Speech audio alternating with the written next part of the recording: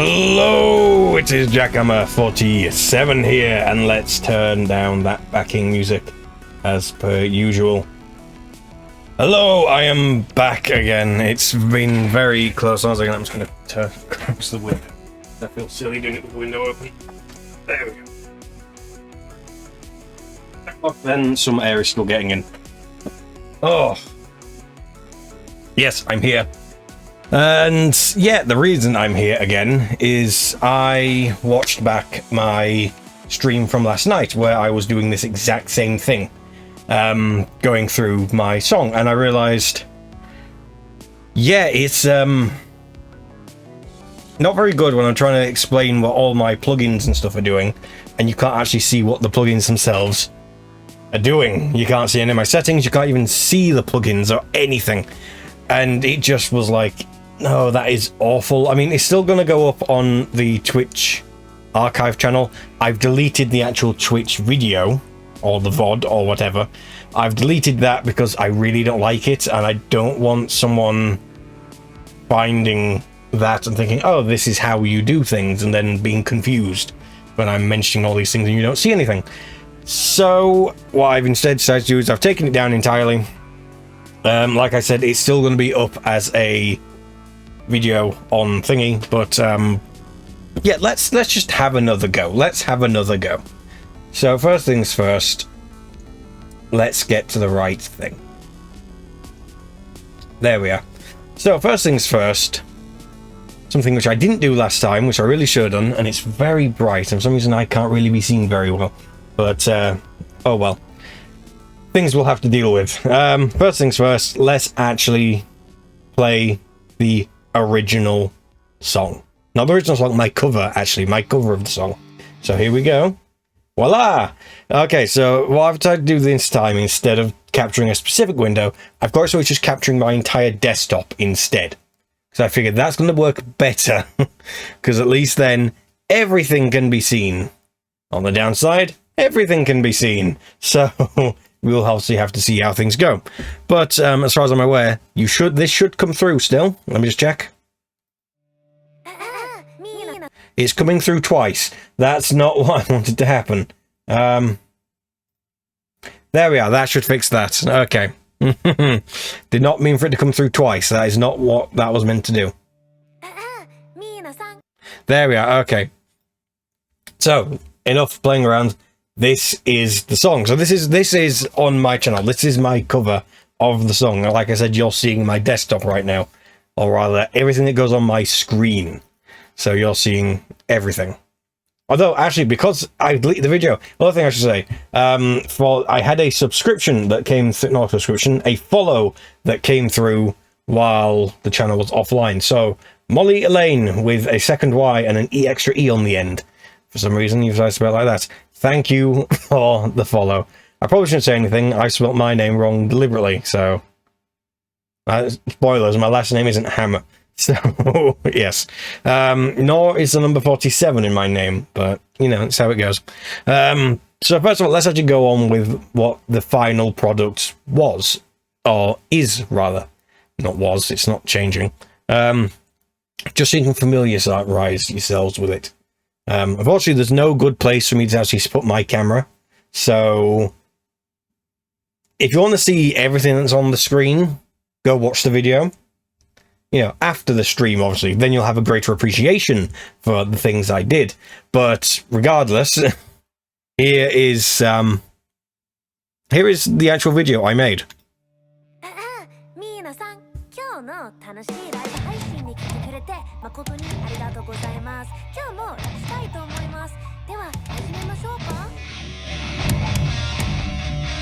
There we are, good and loud.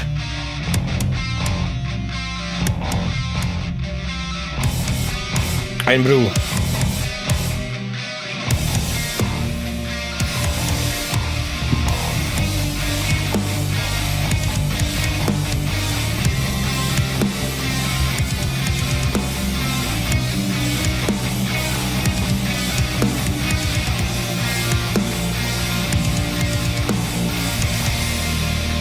Here's a tip, try and count how many times you see my cat. Or cats, rather.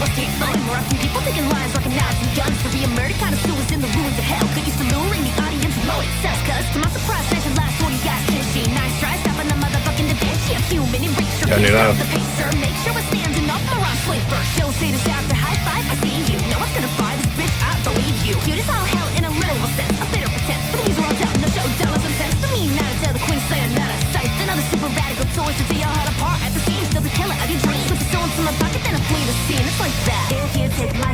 So be a chill about what you don't know. But the others saying that I like so much more is a lot of lines that you read, but you fucking say so. I don't know, ain't it so? Could you let go of your soul from me? So warning, swearing. I'm not asking for much. Do me a favor and die.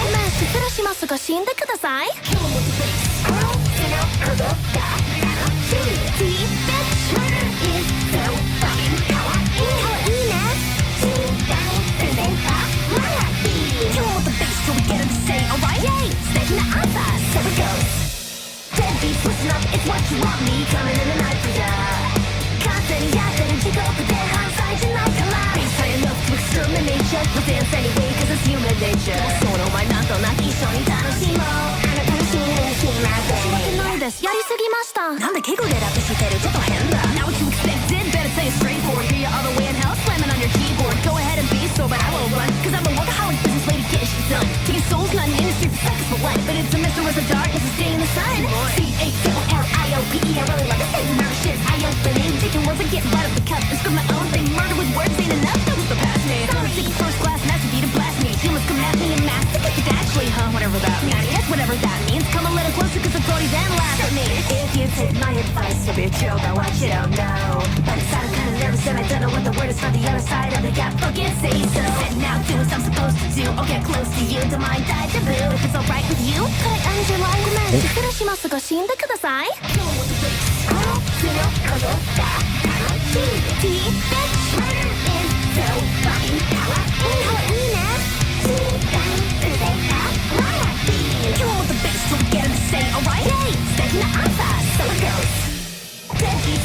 It's what you want me coming in the night for ya. Constant, yeah, didn't you go for their hindsight tonight? Come on. Be high enough to exterminate ya. You'll dance anyway, cause it's human nature. So no, why not? Don't knock each Shoni Tanoshimo. And I'm pushing it, see my day. It's what you want me coming in the night for ya. Constant, yeah, didn't you go for their hindsight tonight? Come on. Be high enough to exterminate ya. You'll dance anyway, cause it's human nature. So no, why not? Don't knock each Shoni Tanoshimo. And I'm pushing it, see my day.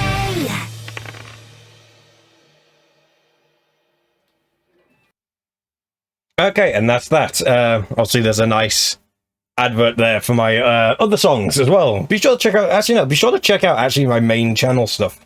Is where I do all my music things. So be sure to check stuff out. I mean, originally there's going to be an edited version of the last stream. There isn't. It's going to be this stream. That's going to be an edited version of, and that's what's going to be going on the channel. So be sure to check that out. Although to be honest, if you sat through the long version, which is what this is, I guess the short one's good for reference. But yeah, you've already sat through the long version. Check it out anyway. Check it out anyway. Be sure to like it and all that good stuff. But yeah, that was the cover I made. I decided to just sit in silence and let everyone actually hear it. For the record, I don't actually know how many times my cat appeared in it, but or cats rather, 2 cats after all. But yeah, it's a nice short 4 minutes. Well, 4 minutes in total for the full video. Obviously, there's a bit of time at the end for the whole after thing. But yeah, so we have all that. And yeah, it's the last cover I've done so far, mainly because I've just been dealing with uni work. So unfortunately, this sort of stuff has to go off on the wayside because doing the covers takes a lot of effort and stuff like that. It takes a lot of effort. I have to make the video. I also have to make the covers. I have to figure out what I'm doing for the cover because I want to make it interesting. Whereas live streaming is much easier. It's a lot easier just to live stream because you're done. Once I click end stream, it's done. And unless I'm not happy and I stream it again, as I'm doing now, usually it's just done sort of thing. It's all done. So for now, let's minimize that in case we come back to it, and let's look at Pro Tools. So this is where we were at yesterday. This is Pro Tools, obviously. And yes, this is the session file for that song. And as you can see, there's all these things here. Now, how's I going to... Yes, view that. View that. Thank you very much. Oh, and also in and out, because that's always helpful. So yes, this is the session file for this song. As you can see, it is quite sparse, actually. There's not all that much here. At least not compared to very, very dense mixes. As you can see, I click out on that once, and that's the entire song. There's not much really here. So you may think there's not a lot to talk about, and that is definitely not far. That's very far from the truth, rather, is what I was trying to say there. And to get through this, I think it's time to open the cold one. I mean, it's a Dr. Pepper, so it's not a cold one, but it's been in the fridge, so it's cold. And it is one. It is singular. It is a can. So close enough, as far as I'm concerned. Unfortunately, I drank all the Iron Brew already, so... And I'm streaming now, so I'm not going to go downstairs and get more. So, yeah. Also, you're not doing it too close to the microphone, just in case, but yeah. And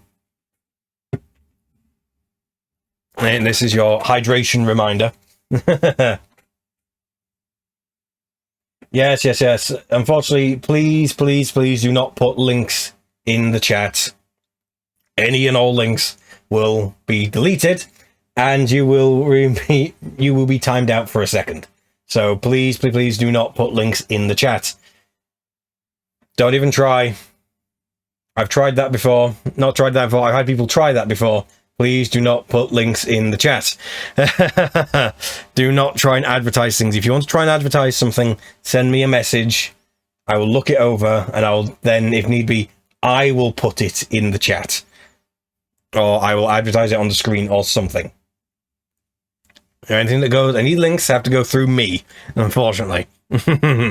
But anyway, let's get started, shall we? So the first main difference is you will hear is that this is essentially an unmastered version of the song, which sounds like this.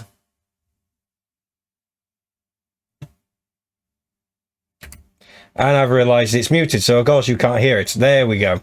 Now you can hear it. Try again.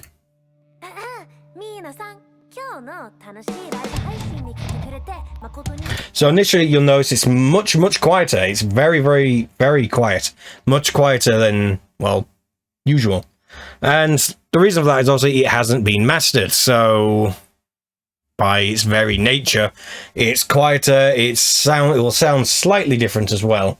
But this is generally this is the sound in which I mix. So this is what I aim for, or what I aimed for as a final result of this song, basically. Obviously, big thing to keep in mind here is that my mixing style does constantly evolve. I like to try out new things as I read more and learn more things. And so this is actually a very older take on how I do things. If I was to redo this today, it would be very different. So things to keep in mind, and I'll explain all the things that I would do differently as I go through it. Now, the actual mastering section I'm going to leave till the end, because that's a big thing I've been building on lately. So that's going to be something I'm going to leave till the very end. So the place I usually always start with is bringing in all the whatever files I can of the original song for me to work from. Now, in this case, this was actually very different because I actually have access to the stems of this song. And as you can see, I ended up using a few of them. As you can see, if I just put that down like that ever so, you can see we've got part of vocals here, we've got some of the backing track here, and I kept a few parts of it actually in the song. So, first question, how did I get those stems? And it's actually very simple. When this song first came out, this was actually one of the first songs that Callie released. By the way, this is a song from Calliope Mori, nickname Callie. It's a whole thing. She's a English VTuber as part of HoloLive, which is this big Japanese company that does VTubers, but they're also idols and stuff. So it's complicated. Don't think about it too much. I don't fully understand. What I do know is that when this song was released, a competition was part of it for it to be remixed. Now, by the time I got around to doing this, the remix was already over. So yeah, I wasn't exactly going to be doing a remix, was I? or not at least part of the competition. Technically, this is somewhere between a cover and a remix, because I've used elements of the original song. I've not necessarily remixed them, but I have changed the backing. So it depends entirely up on your interpretation. I say cover because it works better with what I do. It's not so much a remix where I've actually messed around with the samples I have. The way I see it is it's more of a cover where I've used elements of the original song in the exact same place as they would be in the original, and I've essentially got Callie singing it. So to me, that's less a remix and more a cover featuring the original artist. So, and also elements of the original song. So that's the way I define it. But yes, I don't have all the stem files here, but for the most part, with all the stem files that you have, once you put them all together, you get the original song, and that's generally how stem files are meant to work. As you can see, we have a stem for the brass, and that's all brass sounds will get bounced into a stereo file, and that is the stem for the brass. Same for these plucks. They'll probably be of different timbre. In fact, I know they are because they're on different tracks. And we've got an FX one. That was actually the drum track as well, I think. Or was it drum and effects? Or maybe those two. I can't fully remember. I really can't. It's been a while since I did this. This cover was released in February. I think I started working on it around about December. I had a demo worked out roughly at around, I think, January-ish. No, maybe early January. Because one of the other things I did is I actually got permission from Hololive themselves to make sure that I was fine doing this. Because again, I got the stems from the contest. The contest was over by the time I came to this. So just to make sure I was okay using them, I made sure to get permission not only to do the cover itself, but also to make use of the stems. And honestly, that's probably one of the best things you can do is build a relation with whoever you're going to be doing the cover from. Talk to them, that sort of thing. I mean, for some people, it's going to be a bit more difficult, but especially if you're covering someone else whose essential identity is all on the internet, just talk to them. They're people, just talk to them, get permission. That's the best advice I can give there. Plus, it helps you build relations, build network, all that stuff. Technically now, because of this, not only does Callie know kind of who I am-ish, she maybe recognize the name if you said it in passing. She'd be like, yeah, that sounds familiar, and that'd be about it. But it's a start. It's a start. That's what it is. And technically, the management at the Hololive company does know as well. So there is that. So I will start off, unlike last time, I will start off with these elements. So first up, we have the vocals. Now, one thing I will always keep on is what I have here is the global reverb. So first, actually, let's get started with that first. So the global reverb I use is the Little Plate from Sound Toys. This is actually a very, very nice reverb. It was actually a promo thing they did for free, and it's very nice. It's a plate reverb, as you can see, Little Plate. And I always have this one set to 1.5 seconds, or more or less just about. Obviously, on this I have modulation off. Full wet mix, so none of the dry original signal is in, and I've got it getting rid of some of the bass because I want to make sure the bass is punchy and not muddy from the reverb, and that's the thing you always want to look out for. You don't necessarily want reverb on bass. It's usually the higher frequencies that will reverberate more. I mean, delay on bass, sure, that can work fine, but again, it's the sort of thing of you want it to be sparingly or you want it to be an effect. You don't want it to be a main sound, which is what I use here. And immediately here is where we actually get the first difference of how I do things now. Nowadays, I would probably use 3 reverbs and I'll have different ones. This is still what I would consider my global reverb. And the reason for that being is I have it set at 1.5 milliseconds, no modulation, bit of low-end roll-off. The idea generally being that with this is that this is the room, or as I better way of putting it is, this is the room. This is generally what everything that I want, even a little bit of reverb added to, will go through this. And even, to be honest, now, it might even be a case of I send a little bit of everything to this, and I send it through in various amounts. The idea being that it creates this idea of a room that everything is in, and that is where everything is. Now, the way I differentiate this now is I use 2 additional reverbs. I would have a shorter reverb, first for like slap black, maybe for the drums, or maybe some effect things, and then a more ambient, longer one, which would use either for leads or ambience and stuff like that. Again, it's the whole idea of, it's still the room, I still have the room, but then I have effects in the room. Or I have the idea of the room growing or becoming smaller, sort of thing. The idea is that you can change it, and that's kind of what I'm trying to go for a bit more now. But so yes, this is the first main thing. This is the global reverb. This will be the only channel which is constantly soloed with everything else, because then I don't have to come back and keep soloing it in case something else goes through the reverb. So yes. And it's a very nice little easy reverb. It's very, very good. So for now, what I'll do is I'll just turn that and send off from that for the reverb, and I'll just play the dry track. In fact, I will turn off all this. So this is what the dry vocal sounds like in the original song. And yeah.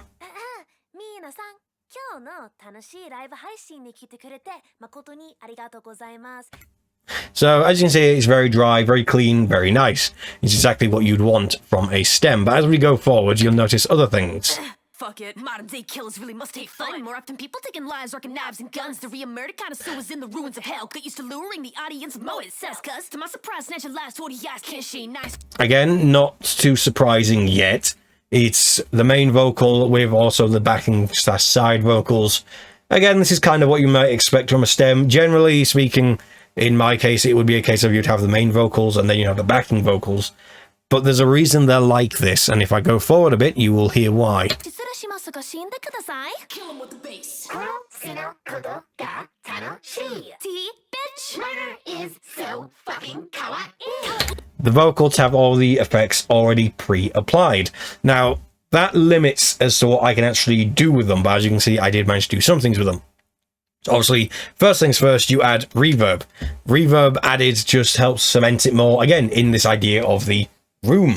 It gives you this correlation between everything. Everything's in the same place, and you can work with that, so it works very nicely. So it's very, very slight. There's just a little bit of reverb. If I remember rightly, on the send, I'm sending very little of it. It's just to blend it in with everything else a bit more. So it's also so it's not so dry as well. Also, I'm not going to add delay because delay is already in the track and that's there as an effect. So I don't want to mess with that too much. That's already there as part of the original. Now, in terms of actually making this work more in a metal mix, I did dirty it up a little bit. But first of all, I dealt with the plosives because at best, I'm guessing this was recorded using a dynamic microphone, probably the SM7B. That seems to be what YouTubers use a lot. It's not particularly bright. It's very warm sounding, but in this case, it's also very clear. And I don't know, as much as the SM7B does technically have the pop filter built into it, much like this microphone does right now. In fact, that's what I'm using right now. I'm just using the built-in pop filter because I'm set away this time. So it means that I don't have to be as close to it. But then I can get very close and it still works very well. Because luckily my voice doesn't have that much plosives in it. Plus, whenever I'm talking, I'm looking to you guys, so there's not much point in the pop filter actually being there. So there's that. But yes, just to help control anything that maybe got through, I'm guessing the person that makes this most likely used a de-esser anyway. I know that the HoloLive EN team, girls, whatever, technically it's a team, or the whole generation rather, they use the same microphone. They use the same preamp and the same microphones. They use the SM7B and they also use the Go XLR. And it does have a de-esser and stuff built into it. Whether or not Callie used that when recording the music, technically speaking, she shouldn't have and allowed that to go to thingy. But again, at the same time, if you've got a voice thing that works for you, there's no shame just using that as well. So, but yeah, just on the off chance, I use this just to help control it. So without, again, it's just very, I say very little, but it is doing quite a bit. But if anything, it's more evening everything out, making everything a bit more controllable. just keeping an eye on everything. And then next we come to a plugin you'll see a lot in this, and that is this, the Waves Sheps Omni-Channel. Now this is a channel strip plugin I use quite a lot. Now right now it looks like I'm not using much, but if I unbypass it, so we're playing, this is normal.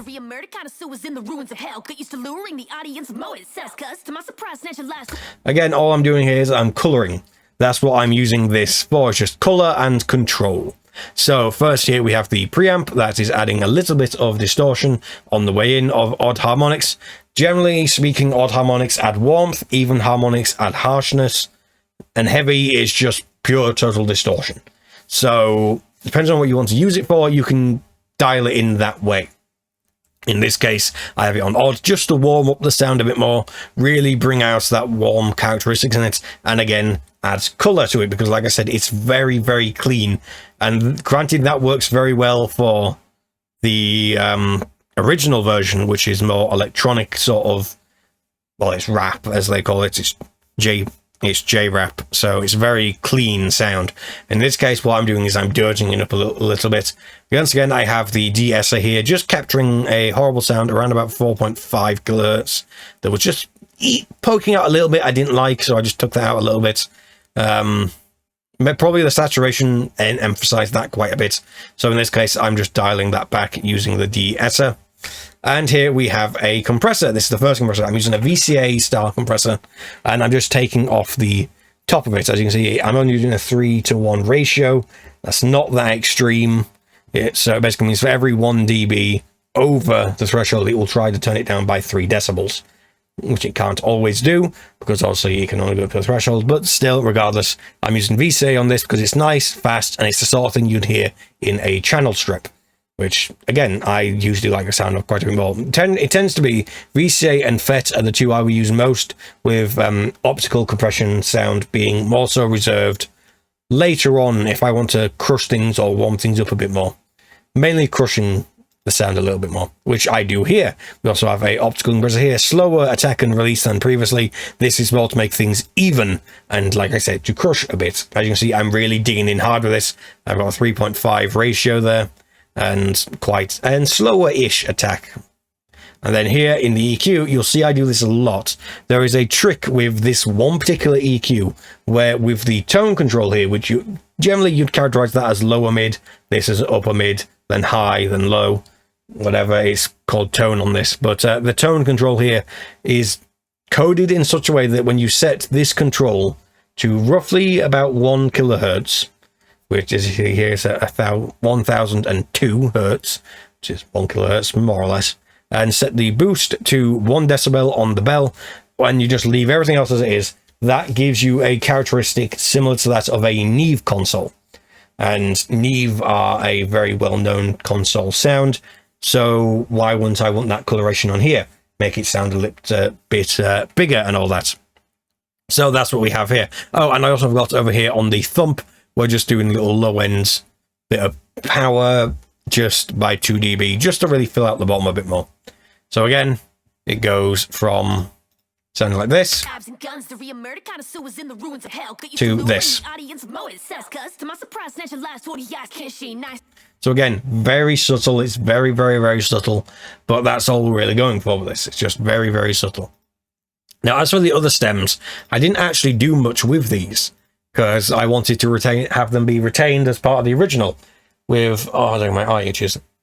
Oh, there we go. So yeah, the only other thing that I did really as part of it is I took it through the reverb just so that it's more part of the track. But again, these haven't been altered in any way. They've just been cut off to the points where I don't need them. So first of all, we have this plucking sound from at the start. Sounds like this.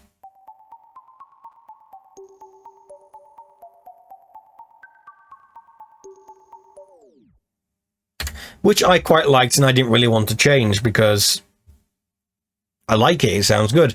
This part here is actually a break in the song where I just go back to the original, basically. Because at this part, nothing else is playing but these tracks. Now, in the actual one, it'll go da-da afterwards, but I have the guitars cover for that, and which you'll hear when we get to that part later. or as you heard in the original my cover, which I played earlier. And here we have a little effect stem at the end. This is a coin drop with its own reverb, then mixed in with the track as well. There we are. That's all it is. I'll play it again because I was talking over it.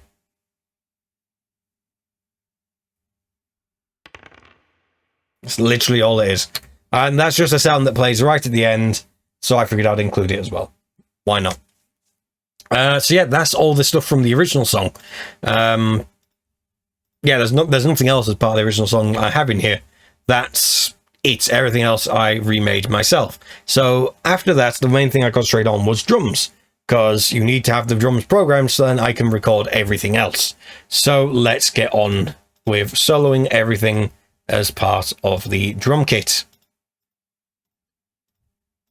So we've got that, and the other thing I'm going to do is I once again turn off all the sends, and we're going to turn off the bus, just so you can again get the idea of what the drums actually sound like before, and then what I do to them. That I'll talk about later. That I'm not going to turn that off because again I'll talk about, like I just said, I'll talk about that later, so you'll see. But I will leave the global mix bus on because that's what I always have on whenever I'm doing work. So that's always included. In fact, that doesn't need to be bypassed because that's needed. So yes, for the drums I use Easy Drummer. And in particular on this one I use the Made of Metal black on blue kit, slightly altered with the bass drum. Instead of being the WD Deep Blue Oyster, I have the WD Deep Blue Selfie. And it's just a preference thing. All of these kits sound good. I mean, you have the Deep Blue Oyster, which sounds good. The Blue Selfie, my preference. Well, one, they have the Tamaka. Bit darker. Bit more sound like more like a sample to me. It sounds to me a lot very artificial. I know it's an actual kit, but to me it sounds very artificial. Then we have the Mapix Velvetone. Very high, sort of really cutting through there. And the Truth Custom Dark Walnut. Which, actually, the Truth Custom Dark Walnut, that is what I used on my album. It was the exact same as this, but I used that instead. But now I have a preference for the Blue Selfie, because when you listen to that and the Blue Oyster, to me, the Blue Oyster sounds lighter. Just sounds deeper to me, sounds much deeper. And so I generally prefer that. I prefer the Blue Oyster. Everything else is exactly the same. So snare-wise, Ludwig Black Beauty. Sounds pretty good. You got that one as well, which I honestly so far have not used. The Supraphonic. I generally quite prefer the Black Beauty. I like the sound of that snare. Everything else is exactly the same. We've got tons of 10-inch, 12-inch, 16, 18. So yeah, 16, 18, and all the default cymbals. I nearly said cymbals. Cymbals, all default cymbals. As for the mix itself, again, it's default as it was on, but I have compression all the way off, and so is the reverb. So then I have full control over everything and all the processing that comes out after this. The only thing I keep is all the actual fader settings on here, just so I've got a starting point that's easy to go from, and I don't have to do as much on here, because it's kind of already done for me. So then, from there, we go on to everything else. So the first thing I would probably do after I got loaded this in exactly how I like it, as you can see on the mixer here, I actually have it set out so it's multi-out, but when I'm programming the drums, I have it all in stereo, and then I do the multi-out later. But after that, I would then actually come in and add in all this. So, on the drum bus itself here, I have the Solid Bus Compressor, which is basically a remake of the SSL G series compressor from Native Instruments. And in this case, as you can see here, I have it set to a drum bus. After that, I will then have this, which is the Sheps Parallel Particles. You'll see this every now and then as well. This is basically a make it sound better plugin. You just throw it on something and it will generally sound better, and you can dial it in exactly how you want it to. And in this case, I have it adding quite a lot of bytes, good amount of thickness, good amount of sub, focused around 60 Hertz to really emphasize the bass drum, and a bit of high frequency sparkle. But I take care of that more so later on because here we have fresh air. So just for the sake of it, here's what the drums sound like on their own. I'll just go to something like here. Then we turn this on. Okay, let's put it together. Then we have the color particles. Without again. Then with. And then we have fresh air.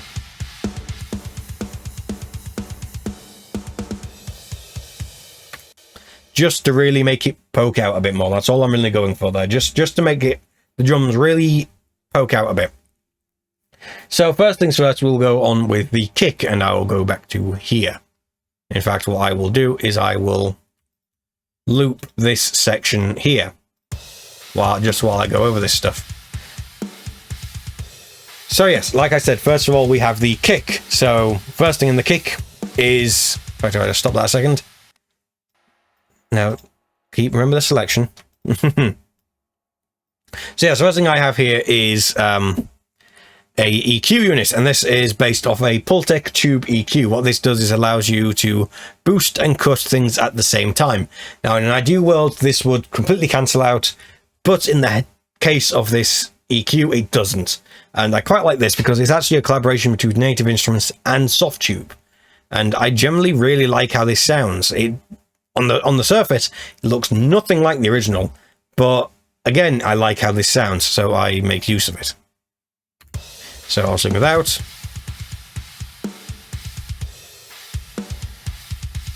You can really hear it thicken up that bass drum now. And then just to make sure it's under control, with a healthy burst of compression and a bit of EQ. Actually, as I said, I'm not actually using the EQ, it's using the pre and the compressor. So, yeah. So, yeah, getting the kick right is usually the first thing I do. But yes, now let's go on to the snare. So next song I do for the snare is I use the Varicomp, and this is based off a Tube EQ. Not a Tube EQ, a Tube compressor. I don't actually know which one, but I like the fact that like the thwack it gives the snare. So, without. With. Just really sort of like brings it to life a little bit more. Then here we have, again, the Omni channel. Bring this in.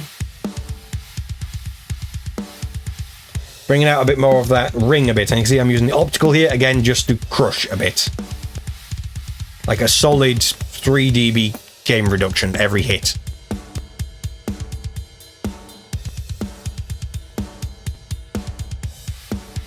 Yeah, just solid. And again, a bit of distortion and all that good stuff.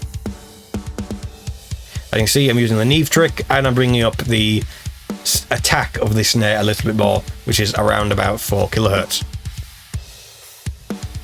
So then next here we have power particles. This is more focusing on adding like good body to it, good amount of bite, and a bit more of the high frequency, just help it cut through a bit. So then moving on to the toms. Again, just like the bass drum, we want those toms to really be thick. But I think they don't actually play here at all, so there we are. I'm going to have it loop there instead, so no, you didn't run out of power. Stop being a pain. So yeah, if I play this here, this is without, with. Really just brings it up a bit. Same with this. You can see just using the pre and the comp again. Very aggressive compression settings. And if I bring it back again, power particles just to help really emphasize it, that weight a bit more. Really just sort of bring it to life sort of thing. Yeah, that's what I'm doing for the toms. Again, very simple things. And here we have the hi-hats and the overhead. These are both exactly the same. So yeah, if I just play here and unbypass both of them, Again, just a bit of color, a bit of compression, just to keep them under control. And again, a bit of EQ. Again, just doing the Neve trick. Very simple, that's all we're doing here.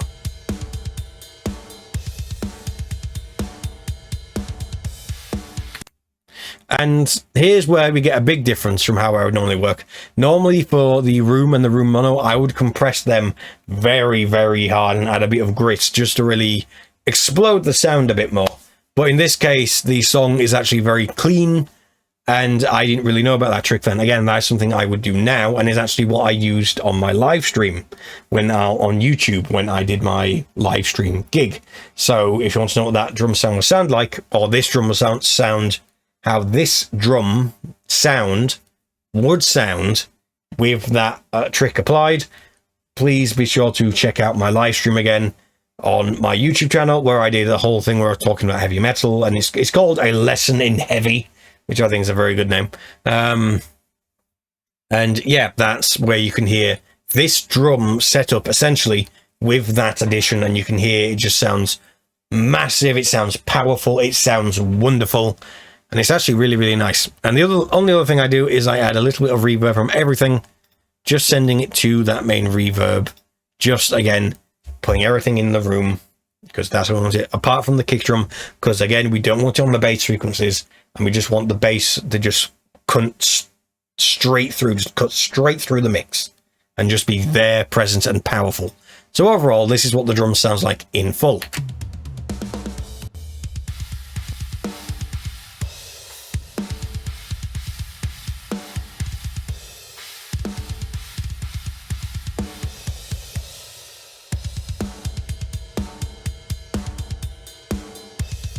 So as you can hear, very powerful, very much, you know, you're not gonna lose those in a mix.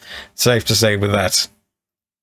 So now I'm gonna go right out of order, because the drums are the first thing I usually do. After that will be the guitars, and then lastly I do the bass. But I think talking about the bass now is the best course of action, because the bass is actually very, very simple.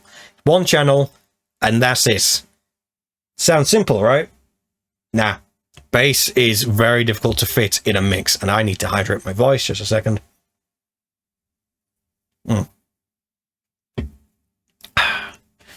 There we go. So, the bass on its own isn't actually sent to the global reverb. I'm just going to leave it solo just so it's always there. But just know the bass is not sent to the reverb at all. But this is what the bass sounds like.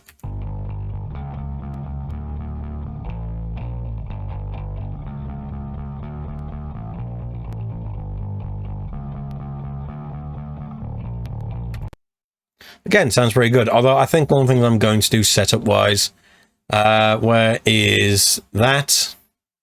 We're going to increase the samples a bit to 512, just so.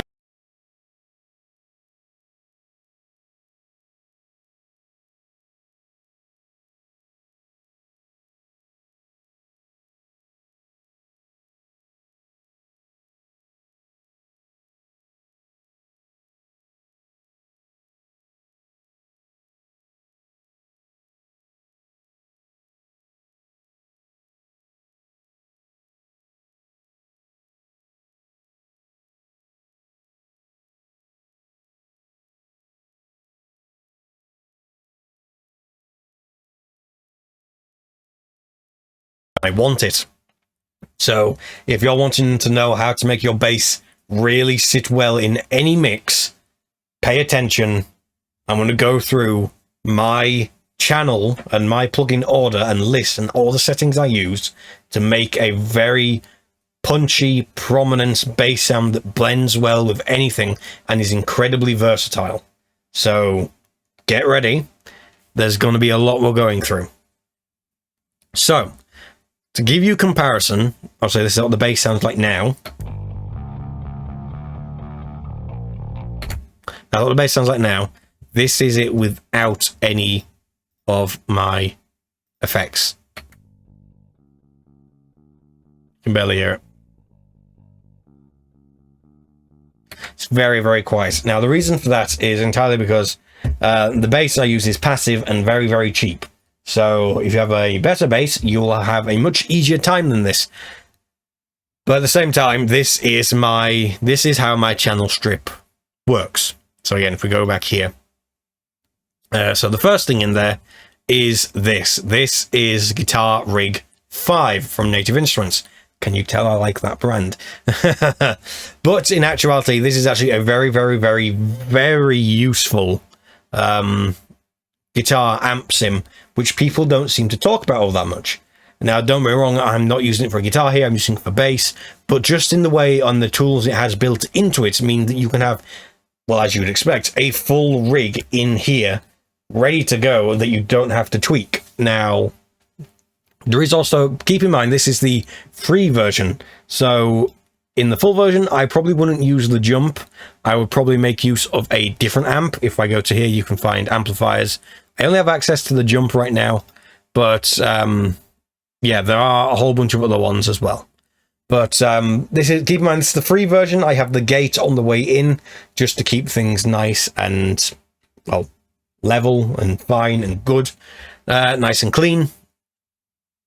But yes, the main reason why this works is that I can split the signal into 2 channels, basically what would normally be 2 channels on the actual in Pro Tools itself, but instead I can do it within this plugin, which means that I can just do all my adjusting in this plugin, and it can be very much set and forget. Now, after I go through this, you'll understand one of the issues I have, and the issue I have is that I can't control any of this with MIDI, or at least as far as I'm aware, I can't export any of these controls out to be controlled by Pro Tools itself.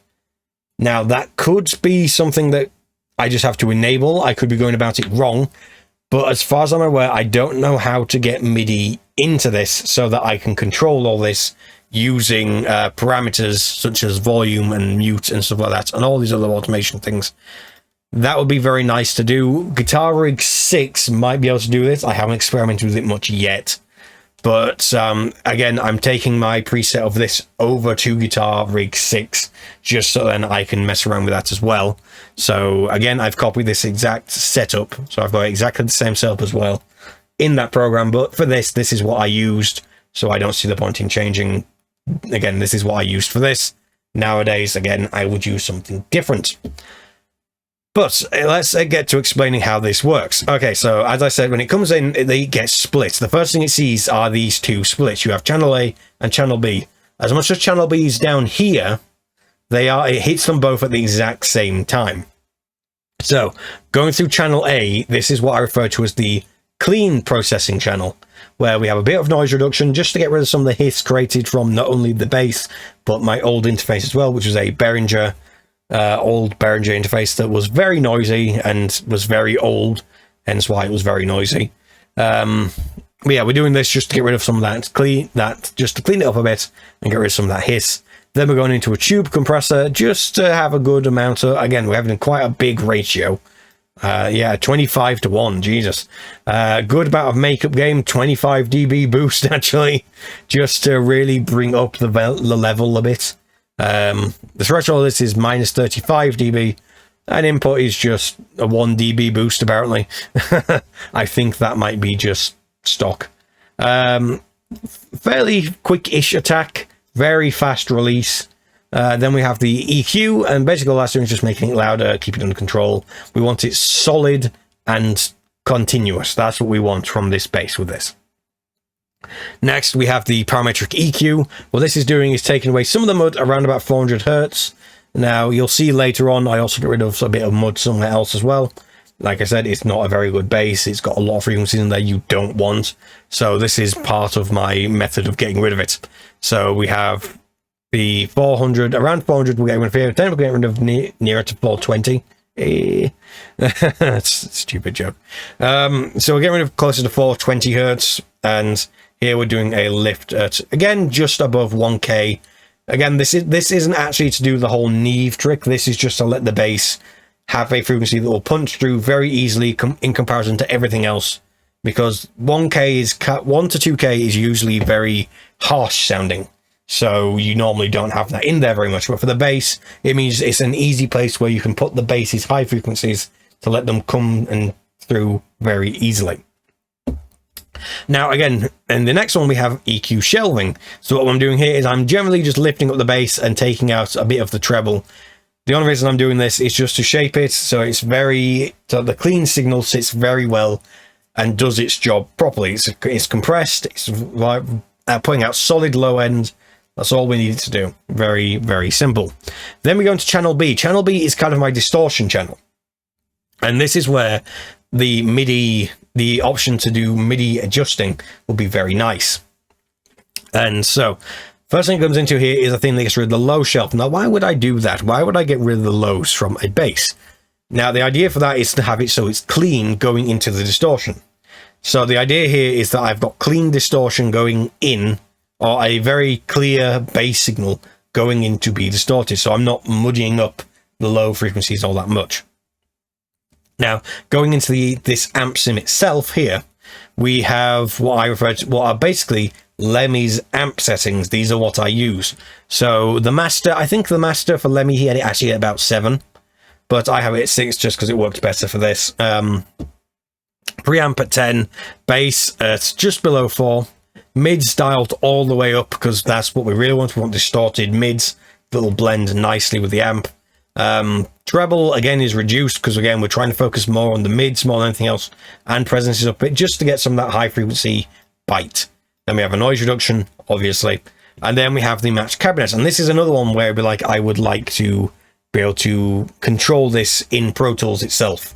So what I would do is I would have it so I can control the blend between the two microphones. Right now I have it on the MD421 setting, whereas over here is on more towards a SM57 sound. But on this case, I went with MD421 just because I kind of like the sound of that a bit more. And then down here, we have the split of the two channels, and we can effectively just blend the two channels together. And as you can see, I have more of the clean channel coming through. So again, this is without. Let's go ahead a bit more. Let's go to here. Very quiet. And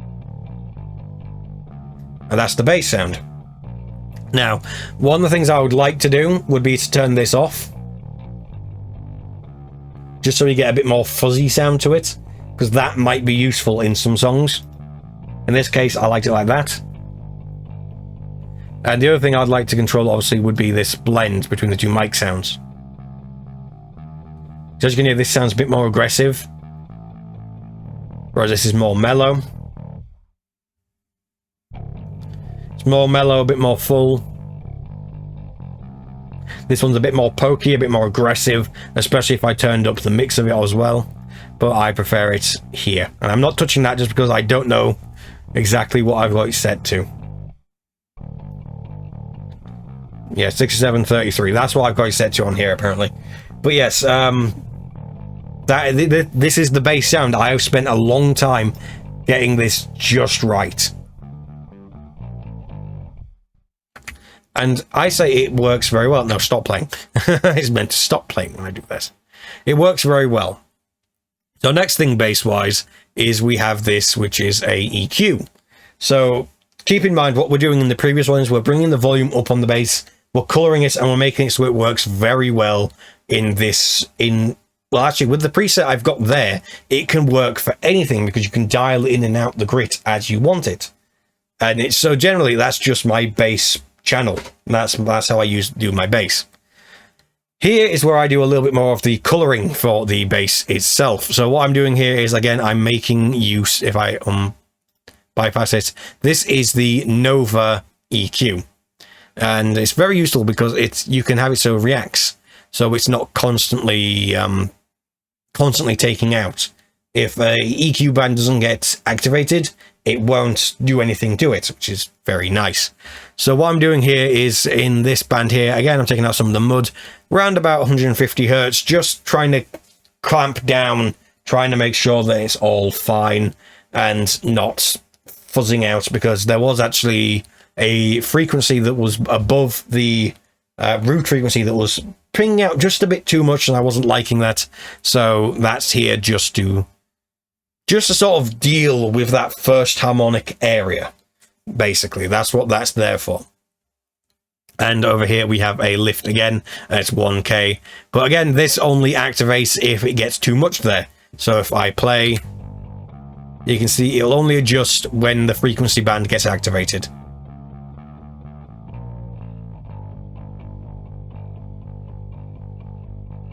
And that's generally the idea there. And also I'm doing to get rid of quite a lot of low ends that we don't need. 30 Hz, we don't need anything around there. It's just not needed. It's redundant information. We don't need it. Humans can usually only hear up to 20 anyway, and usually up to 60. That's kind of, you can hear lower, but that's usually for EDM when you're really trying to really get the low end going for in those massive subwoofer systems. In this is heavy metal. We don't do that. We don't need, you know, we don't need to compensate. I wonder how many people that'll annoy. I wonder how many people that'll annoy. To be fair, I do like making EDM music, so, you know, I do understand. That's how I know how easy it is to make the joke. But yes, we don't, for heavy metal, we don't tend to use that too much. It's more so just to keep it under control. Again, anything below 30 Hertz, in my opinion, is kind of redundant. It's not needed, so you might as well phase it out with a shelf. And as for the high end, again, that's just keeping the high end under control and creating room for the guitars, because we don't want too much clashing in the higher frequencies. That's more or less where the guitars live. So, next thing we have is the supercharger. This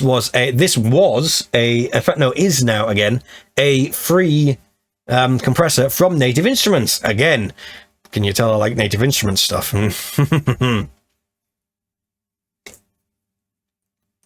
Nice drink.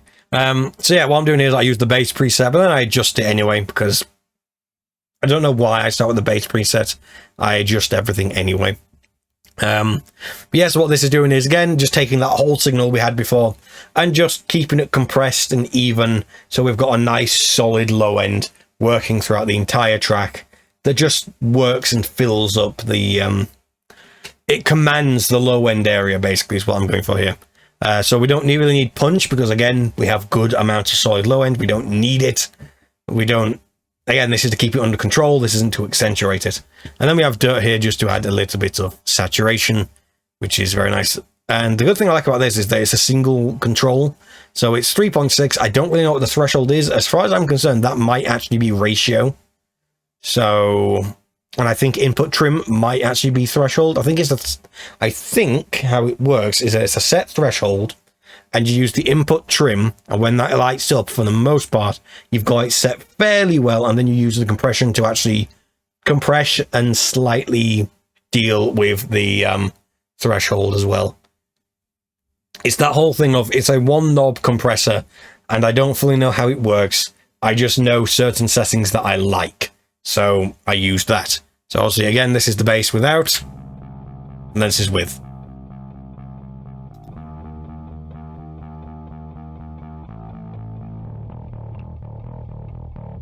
Other thing is, I actually have the input trim set for the volume output from the 4 strings, because I use a 5-string bass. So I have this set to the output of the low E, or in this song, the low D, because that's what this whole song is in drop D tuning. And on the bass, on the 5-string bass, I also drop the B string down to A. So the entire tuning for the bass is A, D, A, D, G. But I have this set to the first D string. And so that's why when I go down to the lower stuff, you'll see it's bouncing out and stuff. But, like there. But yes, in general, it just sounds, I like the sound of that quite a lot. It's a very useful plugin. It's just set and forget, basically. It's nice and simple. And it gives a nice, again, it's a supercharger. It gives nice color, and it just sounds good. I like it a lot. I like it a lot. So again, this is back again. The Pultec style EQ is back again. The Soft Tube and Native Instruments collaboration. Once again, it's doing a very similar thing as before I was on the kick. But instead of doing 5 kilohertz, where I'm trying to find the attack of the beta actually hitting the kick drum itself, here I'm emphasizing 1K again, but very broadly in this case. It's a very broad boost at 1K.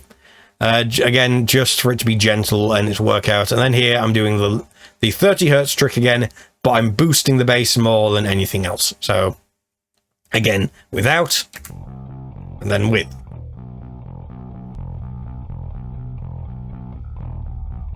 Now, as you can hear that, adding this in adds like a very nice aggressive grind sound to the actual bass itself. It's because what's happening here is the two frequencies of the boost and cut aren't perfectly cancelling each other out. I mean, they don't when you put them when you have them turned up anyway. But in this case, because I'm boosting more than I am cutting, it's really emphasizing the fact that they're not perfectly cancelling out. And yeah, it just sounds big, fat, and it's very, very good for the bass itself. Again, without.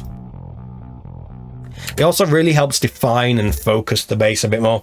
Focuses the sound more into, like I said, just a very clear and punchy point, which I very much like in this case. Once again, as you can see, I'm not using the high cut either, because I don't use the high cut on this. I don't use it. At least I haven't used it so far. And once again, we have the return of the parallel particles, which is a, again, it's a make it better plugin. And as you can see, I have it set to heavy bass, which is weird because I do actually have this adjusted, where as you can see down here, 36.7 hertz. So the reason I have this so low is that is the frequency of the D, of the low, well, is the E string, but in this case, drop down tuned to D. When you just play that open, that is the note. So it's focusing around that low D string, which is why whenever it's played, you get like this extra burst of like power. But again, it's a sub exciter here.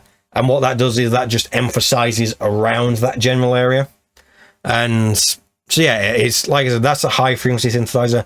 That's more dealing with the transient attack, and that's dealing with like the release and thickening of it all. That's almost like a parallel compression in a way, I think. I'm not fully sure. I can only really guess what it's doing. All I know is it does what it says on the tin and makes the sound thicker. So, you know, got a good amount of thickness. You want a good thick bass. So this is without.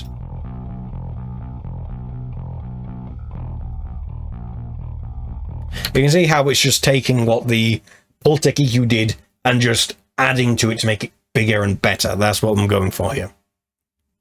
So now the final one here is not actually doing very much. What I'm doing here is I'm using a de-esser. So what this de-esser is doing is it's focused around 60 hertz.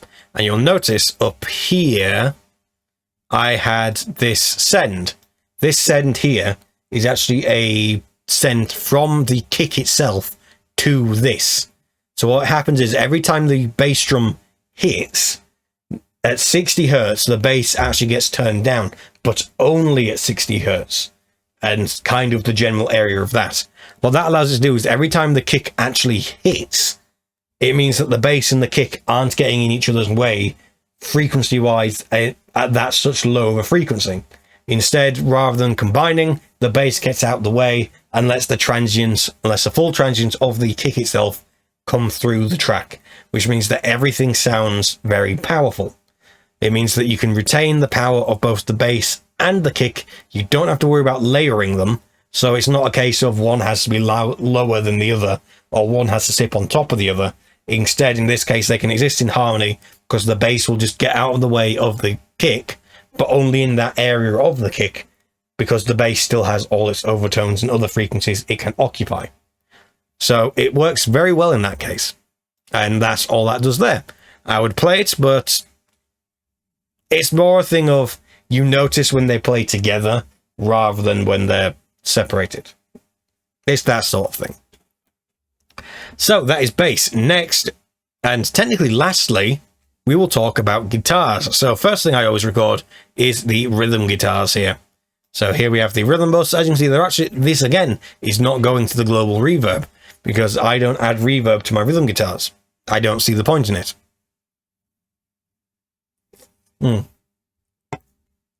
And once again, while the bass was DI, the guitar, oh, I clicked the wrong button there. The guitar itself is recorded from my amp. In this case, what I was doing amp-wise in this is, I'll put that a bit lower so you can actually see it under where my camera is. So what the actual rhythm guitar here is doing, these red channels here, what they are doing is these are recorded from my amp, my Randall Thrasher, which is actually slightly off camera, but it's there, don't worry. Yeah, yeah, what this is the distortion channel on that, set to a more British voicing, because the Thrasher has 3 voicing modes. It has the shift up, which is more British sounding, or British inspired.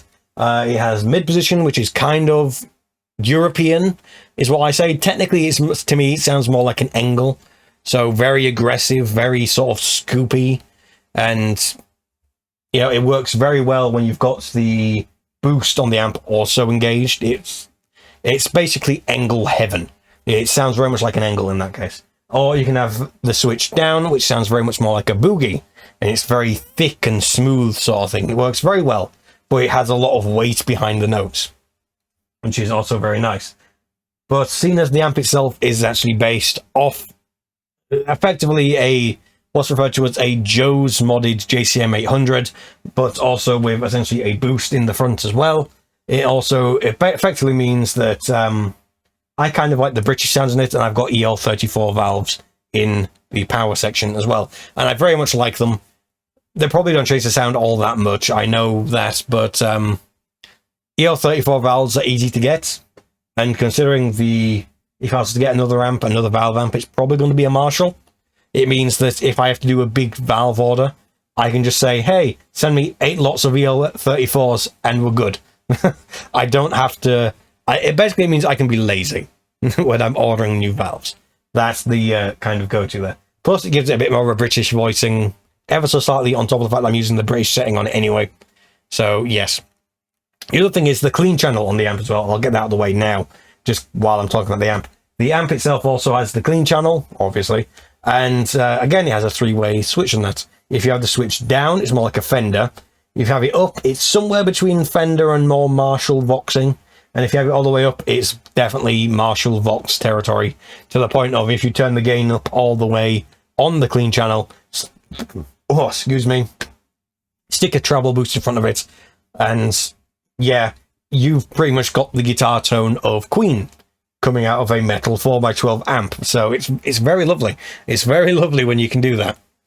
But yes, I'll get into why I explain the clean channel as well in a second. For now, distorted rhythm tones. So, for microphones for this, I actually use a different technique. And this was the first song where I used this. This is a combination of 2 microphones.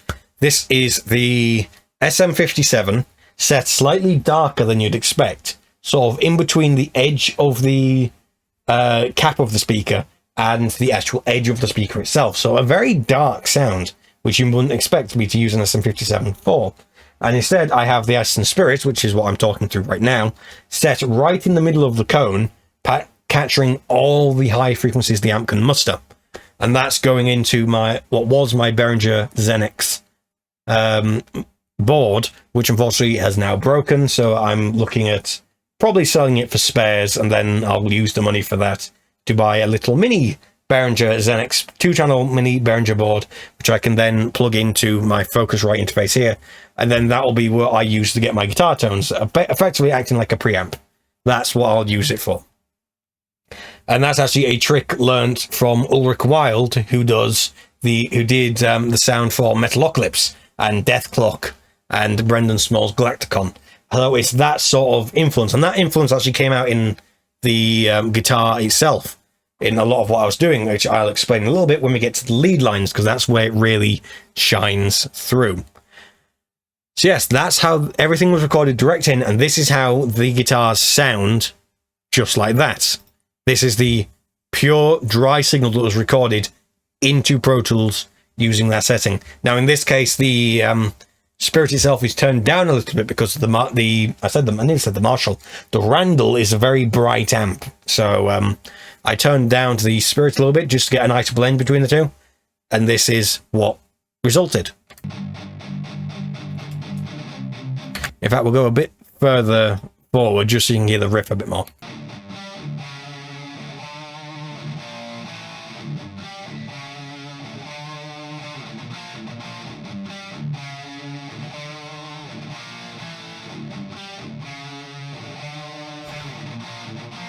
As you can hear, it is very, very crunchy and very, very nice.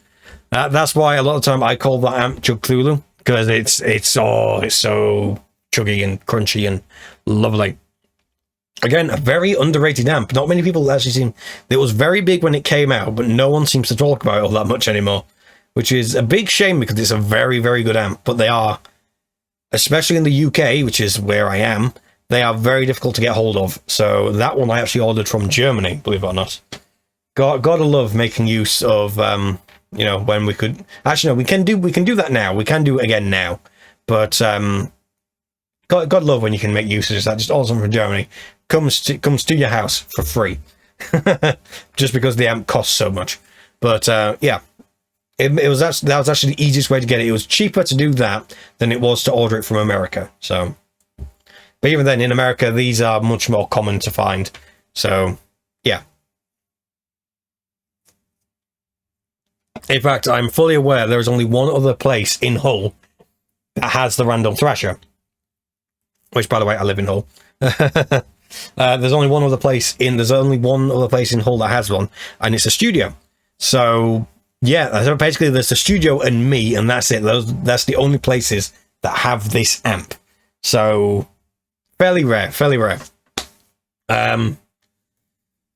fact, it's probably even a case of throughout all of Yorkshire, they're the only places that have the amp. There's even I wouldn't say all of the UK. There's probably other places in the UK that do have the amp, but probably not for a while from here.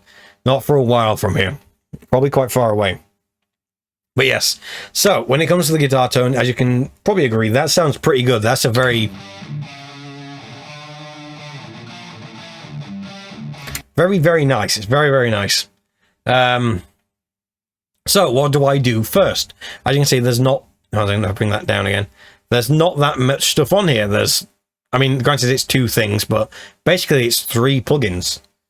And that's it. That's what I use for my guitar tone. Just 3 plugins. So what are the plugins I use? Well, the first one I use is a room corrective EQ. Now, it's the same on both channels. They're both exactly the same. But what this room corrective EQ does is gets rid of problematic room nodes in the room itself. As you can tell, I'm in a bedroom.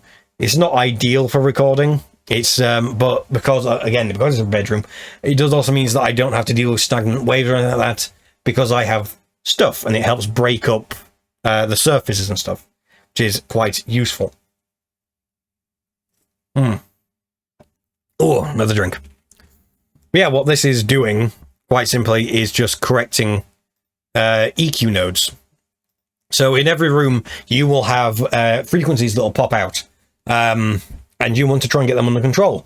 Now, as a rule of thumb, roughly around where I think the actual guitar's range is, I won't touch with, because I'm close miking anyway, so there's, for the most part, any room frequencies around that sort of area aren't really going to get picked up.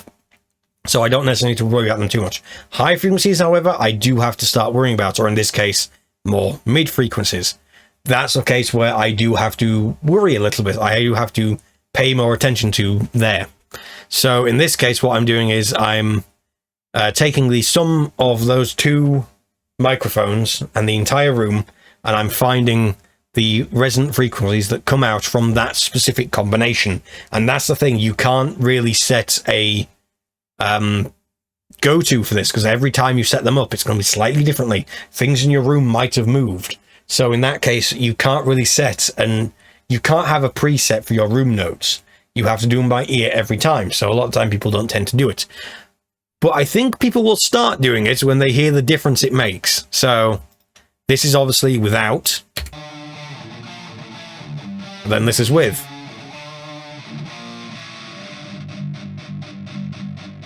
That difference.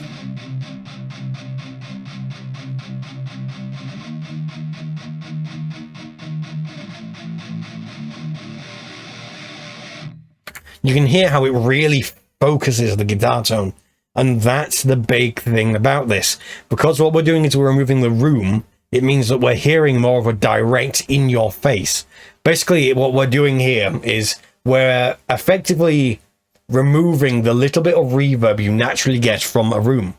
And by doing this, we're just taking that out. Now, don't get me wrong, in this case, I have it set very extreme. Probably I could get away without having it this extreme.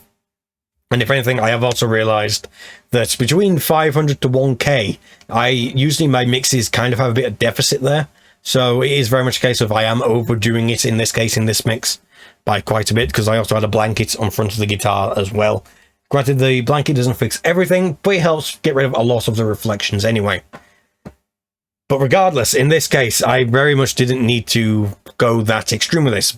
So keep in mind, use your ears. But then again, you can immediately hear on the more extreme setting just how much it tightens it up. So if you dial it in right, you can have that more natural sound while still using this to increase the focus. So, which is very nice. And as for these slopes here, I'm just fixing the guitar more towards the mid frequencies.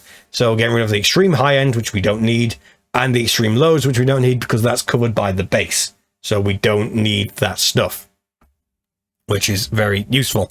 And then after that, it just gets sent to a bus. So at this bus here, next we have, again, the Omni channel, because of course we do. So the guitars sound like this. What's the Omni channel doing? Now, so what we're doing here is we are warming up the sound again. We are dirtying the sound a bit more, because the one thing that trick does is it will also really, if you overdo it like I did there, it will really make it sound very sterile, which is not what you want. You want it to have color and life in the sound. So that's what I'm doing here. I'm doing the Neve trick again, just here, just adding the 1 dB boost at 1k, taking about a little bit of the low end here, round about 90, 100 hertz, just to try and make sure we're definitely dealing with any frequencies we don't need that the bass can deal with. And a very minor lift here at around about 8k. Yeah, 8k exactly, to be fact. Just a small lift there. And here I'm using the de-esser, just this one here, number 2 here. And all I'm doing here is I'm just really honing in on the lower frequencies to make sure I've got them under control. So that's what the de-esser is actually listening to and dealing with.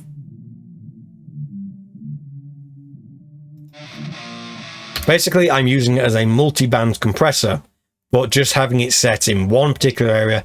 Everything below 200 hertz, it's just concentrating on and keeping it even. And that's all it's working on doing. Don't need a full multi-band compressor. If all I'm dealing with the low end, I can use a de-esser and I can use this de-esser instead and just have it focused just on that one tiny little bit of an area. That's all it needs to do.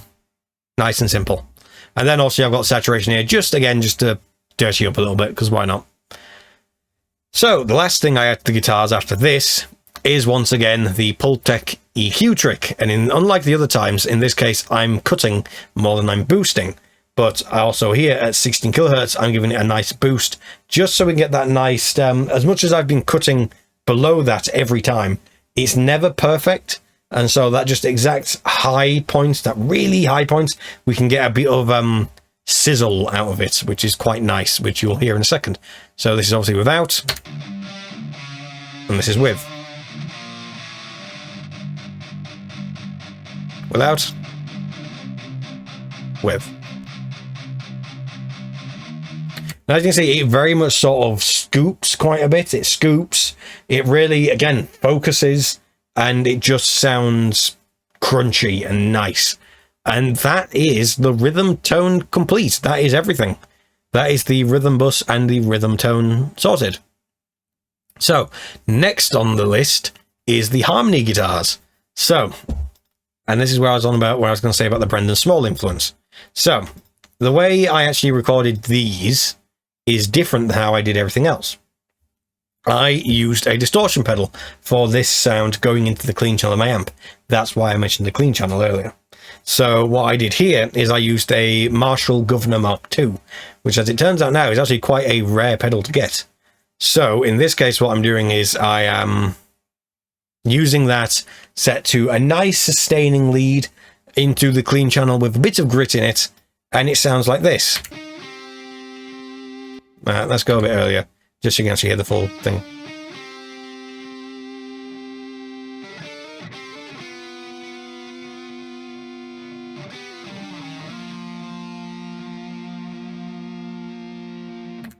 And as you can hear, that sounds very that phrase is very Death Clock, very Brendan Small inspired, and that kind of stems from this whole what I call bridge section, this whole sort of pre-chorus bridge section that we have here, where what the guitars are doing is they are playing arpeggios as well. So if I put those in as well,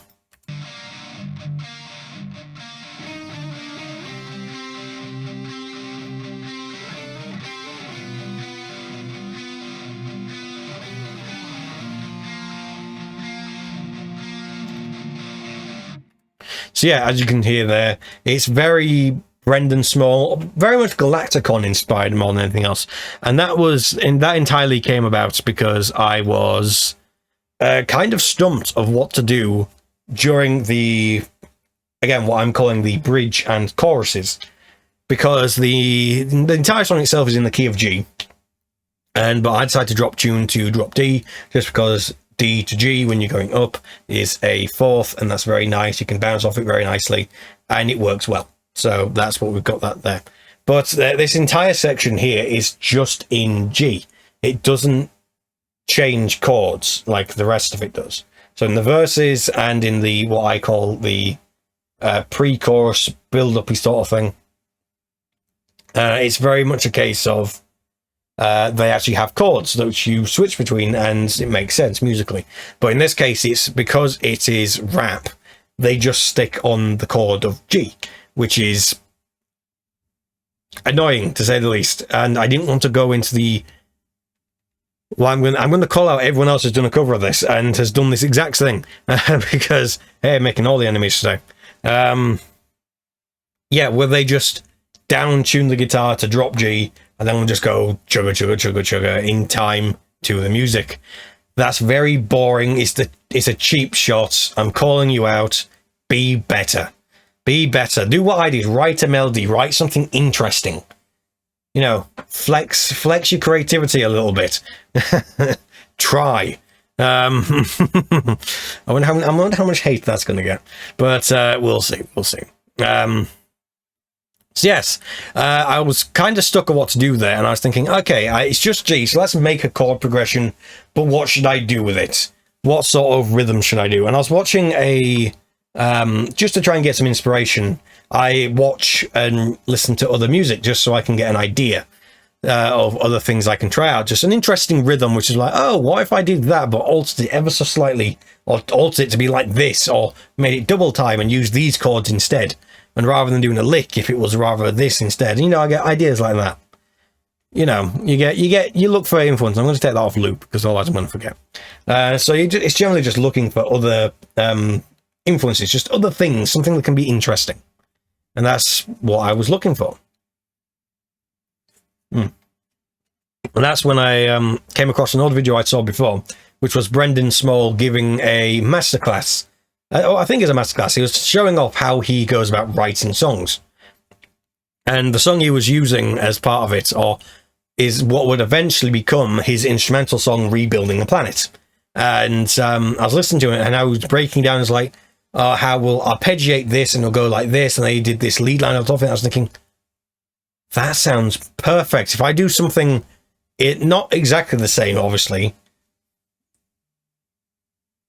but, you know, in a similar sort of style, where I'm arpeggiating the chords, I'm doing something interesting, and then I'm doing a melody over the top, that could work. That could work very well. And then when it goes into the chorus, I'll just do something, you know, thrashy, bit more classic Death Clocky. So it ends up being a big influence in that case. So just going back to the rhythm guitars a second, if we bring those back in and mute the harmony, just because it's all interlinked. What I'm actually doing here, that entire line there, believe it or not, is actually a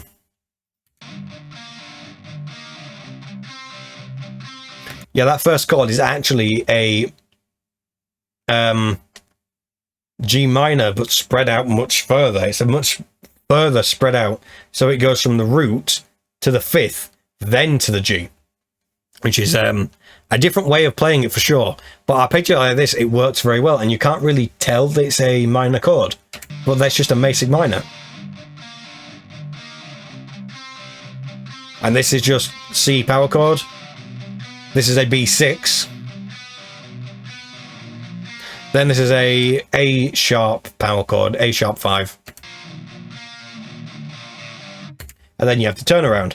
So basing on that is what I then decided to make the melody play around with that a bit more. Now you also notice with the harmony guitars, there's only two and they actually play different things. So the left and the right guitars play differently. So this one goes low, this one goes high. But yeah.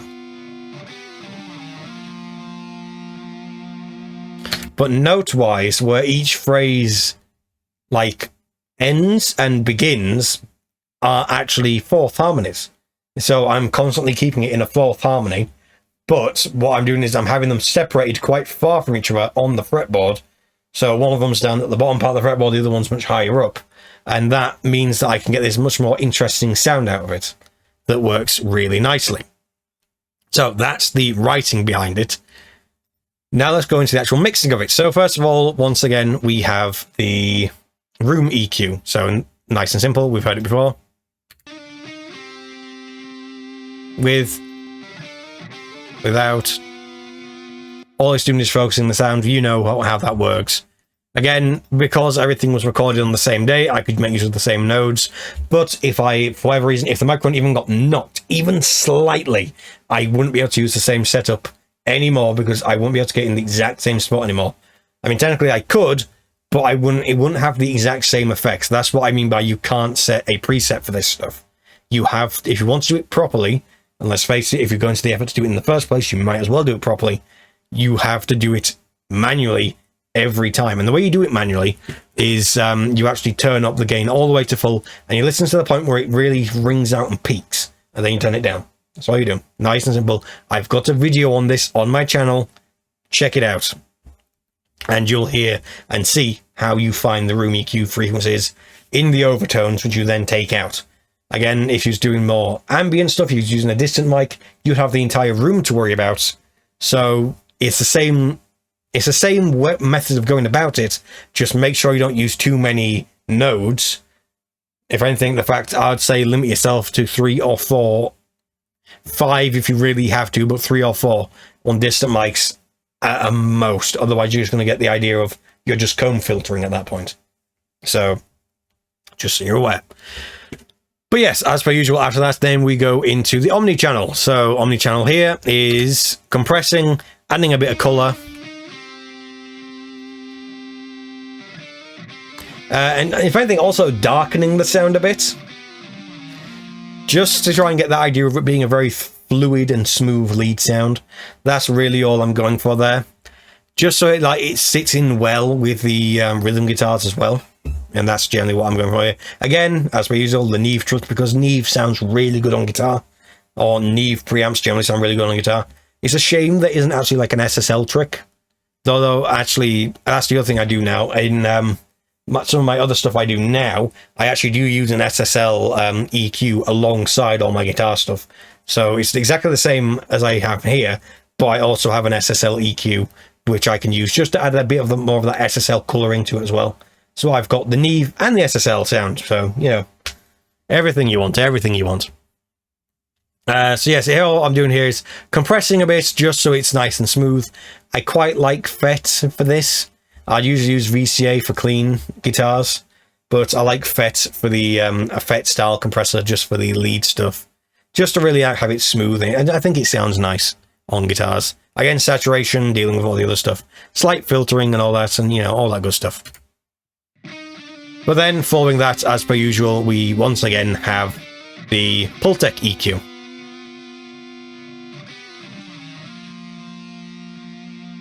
Which again is just there for focusing. But that's not all for these, because these are harmony guitars. They also go to the master reverb, and they also go to a harmony, which is, in this case, is a vocal doubler. Now, I quite like this. Well, I like this and I don't like this plugin. It's free, by the way, so I shouldn't really complain too much. But, okay, things I like about it. It's very, very simple. It works very quickly, and you just go and it works. In this case, I have separation 100, variation 0. because all I'm doing here is I'm just trying to get a bit of movement, a bit of waviness sound going, and it's quite nice. So when it plays again, without.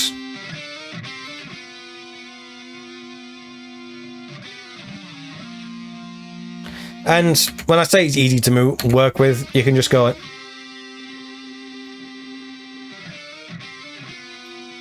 You can alter it to whatever you want. But I like that. That's my preferred setting for it. Especially on... That's actually my preferred setting on it for everything I plug into it. But on guitars, I like that it doesn't quite work right because it's a vocal doubler. It's... The algorithm behind it is meant to be for vocals. But on guitar, I like that it doesn't quite work. And it just... It softens the transients a bit, which I quite like. And adds this sort of nice warbling sound as well. So I quite like that as well. And last but not least, we also have this, which is the CLA Echosphere, which is a... It's meant to be a slap delay and a plate reverb, but the delay itself you can set to be longer, which I quite like. So in this case, it's literally a... Well, what's happening here is the delay repeats instead of going straight out, like being fed directly into a reverb, and the reverb only. So... yeah, it's very, very nice.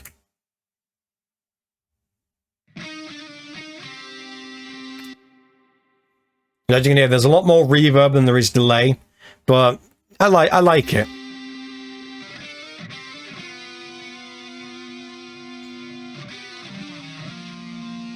So yeah, I think it works very well. And then in conjunction with the rhythm guitars fully, this is what we get.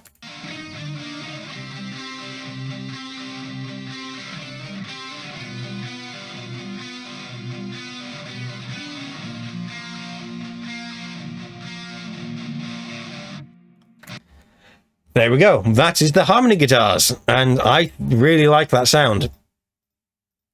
So yeah, not much left for the guitar-wise. There's not much left to actually go through. So next I will go through is the extra guitar, and this is used only very limitedly. It's used very sparsely later on. So to make this guitar sound very different from everything else, this is my Marshall Governor pedal plugged into the distortion channel on my amp. So then we have the two distortions overlapping and combining. And I tweak them just enough so that I get this weird sort of glitchy sort of broken sound that I really quite like. And so what we get is this.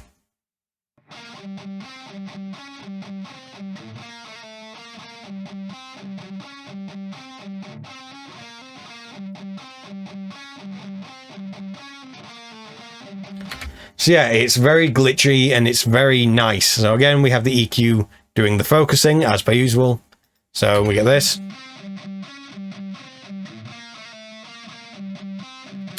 But then that pokes out quite a bit. So then we use this to warm it up and make it sit in the track quite nicely. And I think, if anything, this is actually using the same setup as the harmony guitars. So we get this.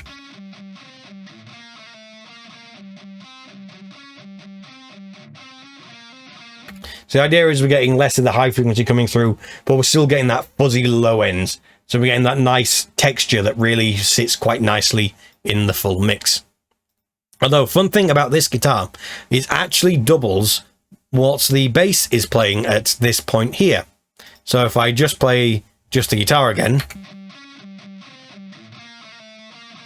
and then put in the bass,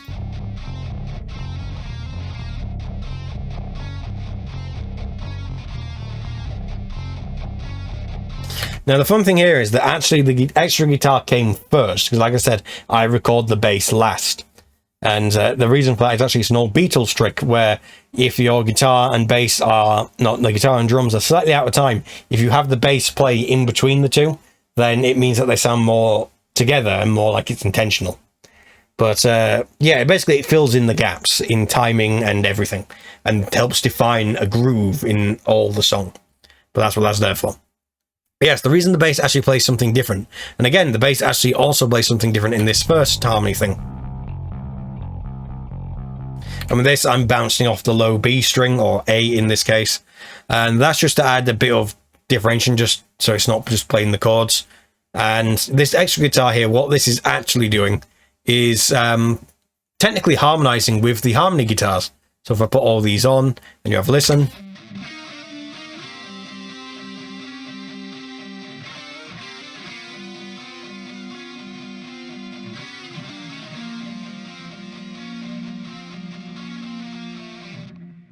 Basically, it's kind of like an alternate rhythm that also harmonizes with what the harmony guitars are doing in the first place. And that's kind of where this whole thing builds from. Now, what it's also decided to do is have the bass copy that, just so then the bass is doing something different and something interesting, because the idea is eventually I'd be playing stuff like this live on stage. And I want people to realize just how important the bassist is. So if I give the bassist important, interesting things to do, it means you have to take notice of them. So that's why stuff like that is there. Plus, it's just fun. It's something different. It's interesting. So, yeah, that's the extra guitar. So last guitar thing to look at would be the lead guitar. Although, in this case, to call it a lead guitar is kind of misleading. Pun not intended. But, in fact, I should have called it mislead guitar. Or misleading guitar, because it's not technically a lead because there's no solo in this, but it does fill the role of what a lead guitar would be minus solo. So what the guitar is doing here is it's going through a wah pedal into my amp with the boost on the amp on as well, and if I turn all the stuff off, we get this.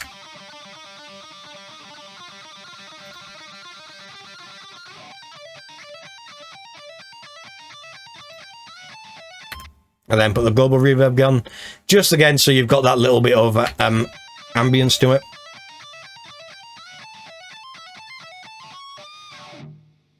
So yeah, in a way, it's kind of doing a solo, but it's not. At that point in the song, the solo isn't the forefront, it's just a layer that's just also there. So it's a lot of layering in this. But yes, so what I do on the guitar, as per usual, we have the EQ, once again, bringing that in just to help focus the sound a bit. So, with, without. So obviously we got that. Then we have the Omni channel. Will I play it again?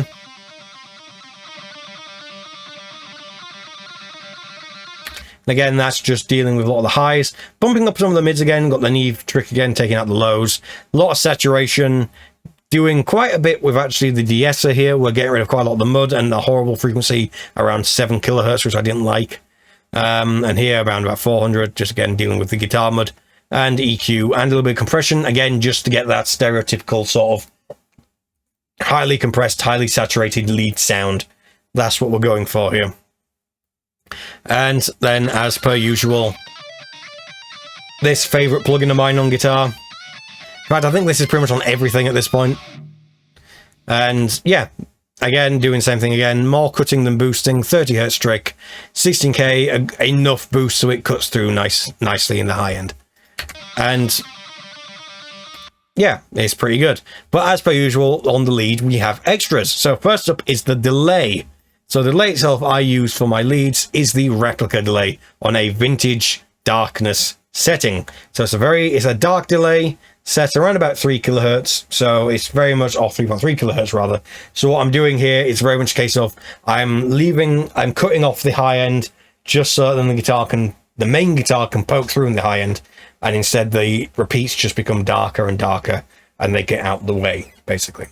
But I have it on the vintage digital setting, which into my mind would probably be kind of similar to a 2290 from TC Electronic, because I do also want to get that plug in as well, because that would be very nice. But I have it on a low quality crunch setting. On this you have crunch, low, medium, high. I have it on crunch, so it's a very broken sort of sound for it, and I quite like this sound, to be honest. So obviously, this is without, with.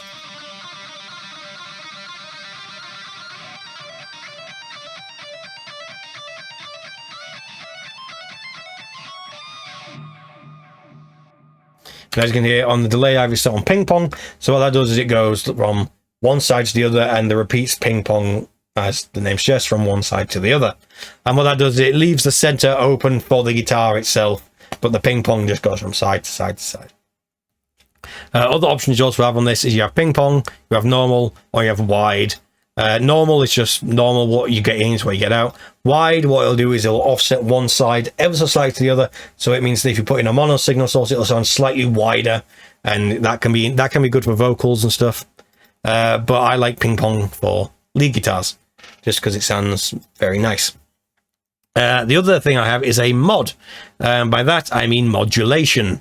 What I'm doing here is I've got a phaser. This is called Phasis on 4 notches to sound more like a Phase 90, which is the classic phasing pedal, which has 4 notch, which is a 4-notch EQ. Or not 4-notch, a 4-notch phaser. There we are. So, once again, this is without, as you heard before. This is with.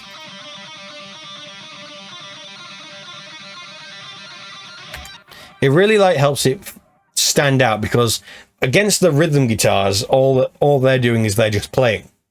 So there's no movement there per se. It's very fixed in sonic sort of space. Harmony guitars do have the movement because of the doubler, but again, that's a very different sound from the phaser. So the lead has the phaser, the doubler is on the harmony guitars.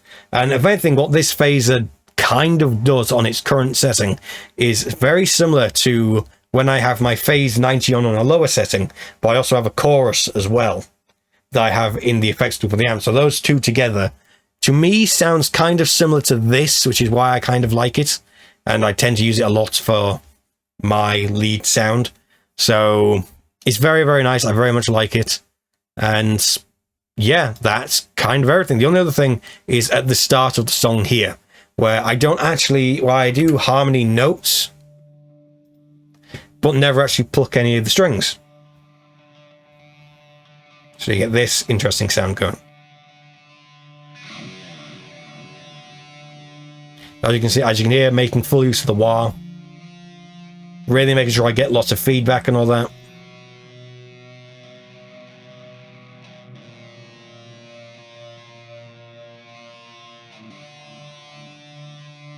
Also making sure I'm harmonizing with everything that's going on. Because yeah, if I go back here and put on the harmony guitars in their entirety, you'll hear that the harmony guitars also start harmonizing with the lead guitar as well. So if we go back here, you'll hear them when they come in, they harmonize as well.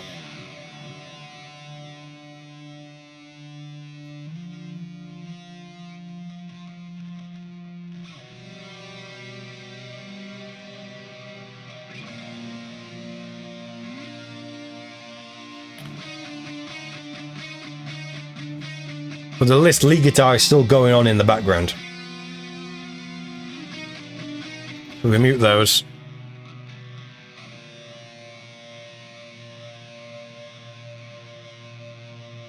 And it's just holding. So yeah, that's all the actual aspects of the song. That's everything. So if I unselect all that, that's everything all together. So everything all together is this. 今日の楽しいライブ配信に来てくれて誠にありがとうございます。今日もラしたいと思います。では始めましょうか。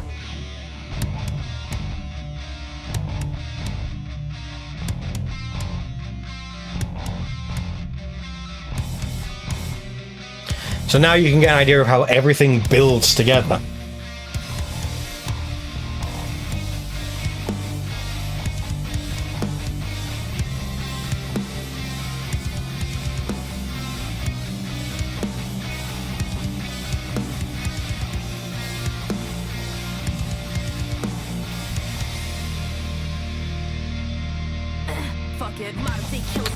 So we have that done. Now before I get onto the mastering, the one thing I will say is, why did I add such a big gap at the start here? Why is there a big cutout here in the vocals? Because obviously in the original vocals, they just continue straight away. So why did I change things? And the reason for that is I wasn't happy with how it went from the end of this introduction, then straight into... I wasn't happy with how that went. It didn't seem to, with how I was writing everything, it didn't seem to flow the way I wanted. So instead, I decided, let's just make space for it instead. So I'm going to talk you through my thought process as I was coming up with this, or my thought process of how it goes. So at the start, we've got nothing, obviously. And now we've got a slow build coming up then. Ooh, more building, more building. That's what we're coming up to. And here's where it's meant to go into the next part, and it's like plateaued out. If anything, it's like coming down in intensity. Now we have guitar come back in, it's building intensity again, building, building, building.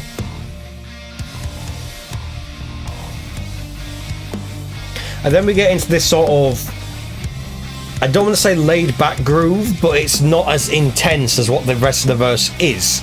So we have this part where, by comparison, it's more laid back, it's more simple.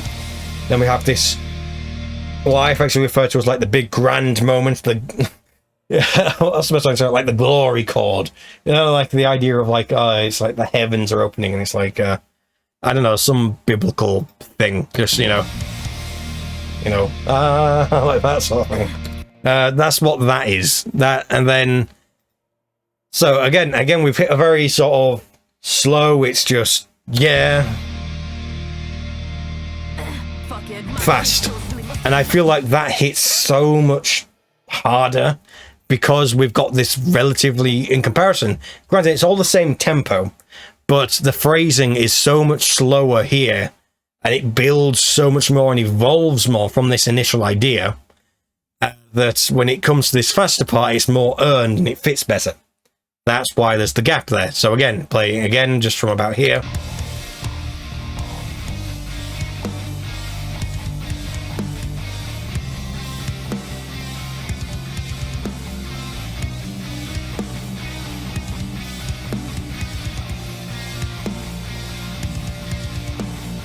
Glory chord and hit.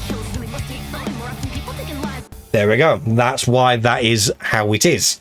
The idea is it builds and builds, and I even do that in the automation, where throughout the automation everything is slowly increasing in intensity, so that on the Lux scale in mastering, which is what we use to measure perceived loudness, the start of the song is at -10 and the end of the song is at -9. So as the song progresses on, it gets louder and louder and thicker and more intense. And I do that deliberately. I deliberately do that. So again, in the choruses, it's more intense there as well. But in the verses, it like comes back a little bit. But every time you come to a verse, it never comes back exactly as it was before. So then everything's constantly building. And then when you get to the final chorus, it's like, it's very loud here anyway. That's not the final chorus, but here.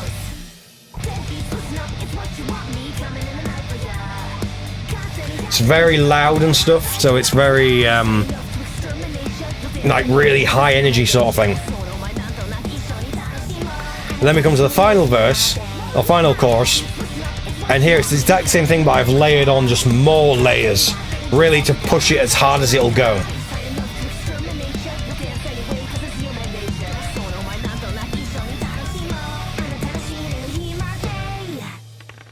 And there's the drop at the end, which I thought was just fun to keep in there. So yes, that is generally how things go. The only last thing to go over is the mastering, which is fun because I can't actually show that properly on screen. So instead what I'm going to do is we're going to switch to this view, and we're going to bring this across to here instead. So right now I can bring it, I'm looking on the viewfinder thing, where can I put it? I can put it about there. So this is the master channel, this red channel here where it says master 1 at the bottom. This is my mastering channel. So again, on the master hub, what I always have here is I have the solid bus compressor. Again, I have it set on the mix bus. There are things I do differently now. I have the release set to auto now instead, rather than as fast as possible. Just for reasons, it sounds different that way. I let the compressor decide when to release. You know, that whole thing. If it's going to be pressing hard for a while, it'll compress slower. If it's doing it fast, it'll know it'll do it quicker. And generally, I'll try and keep the needle here around about 4. Whereas on this, if I keep it going. But now let's find a more intense part. You can see it's barely moving up and down. It's staying very low, even towards the end.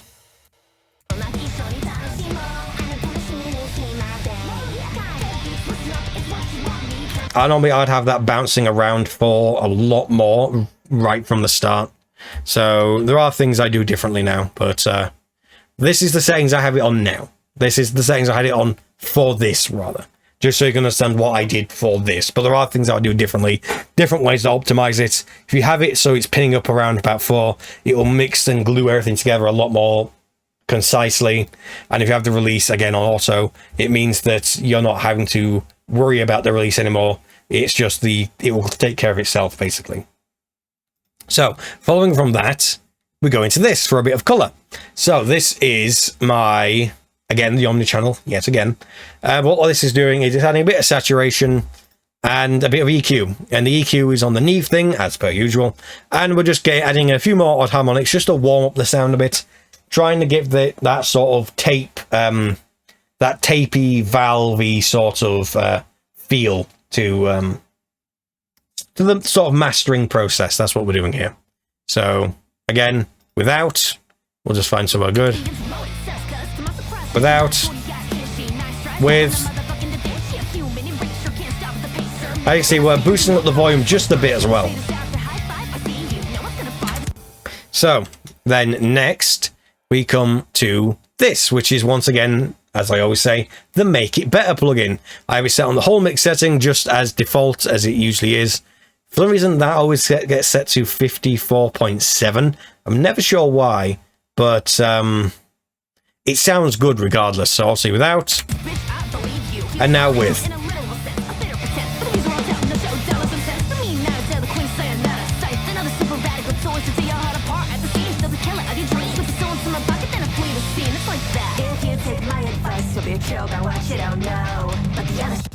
So that is usually, as much as I mix with all those, I add those in and dial, and well, I don't dial in the parallel particles, but I put on the parallel particles first, then dial in this based on what I hear, and that's what I then send to get mastered.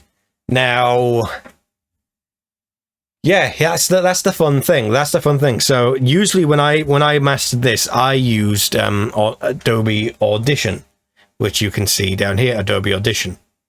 Let me right click. Let me go. There we are, Adobe Audition down here, as you can kind of see here. That's where I do the mastering in. But I've been wanting to move away from that and more for doing mastering inside the DAW itself. And that's where the rest of these plugins come in. These are the closest I can get, and in some ways improve upon the master I did before. Because then it means I don't have to switch what thing I'm using on stream, which is quite nice. So first thing up is an EQ. Now this is a I have this set in mid-side mode right now. So the way this works is the mid in this is everything that's the same on the left and right channels, and I can adjust them separately from everything that's different between the two channels. So in this case, if I solo up the mid, and actually no, I'll bypass it first. So this is obviously, that's normally, this is with it.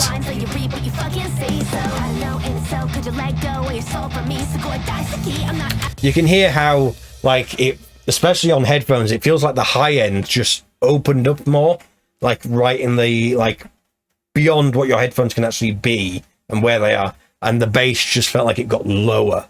Like it's really actually hitting you in the chest. That's what it kind of feels like here. And this is what the mid side does. So if I play again and focus only on the mid, this is what we hear. So this is the same in both the left and right channels.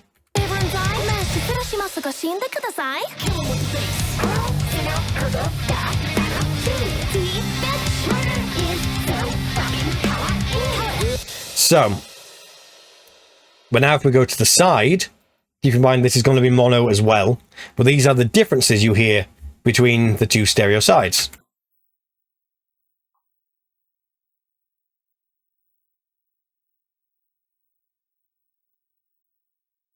So what you can do is you can EQ these two parts of the sound differently.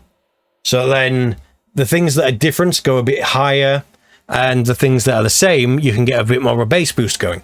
And the reason why I do that is entirely so the bass itself, which again I can't do in Audition, or at least not in the way that I master in Audition. This is a setup I can't do. And so yeah, by using this, it means I have a bit more control. I can go, okay, for the sides, we don't really want much of the bass. We'll get rid of the bass just so there's more room in the mid where there is the bass and all the bass heavy stuff. Because again, the bass is panned to the middle, the higher stuff gets spread out a bit more. That's kind of how it works. Oh. But yes, it's very subtle effects it does. It just sort of opens everything up a little bit more, and I very much like that.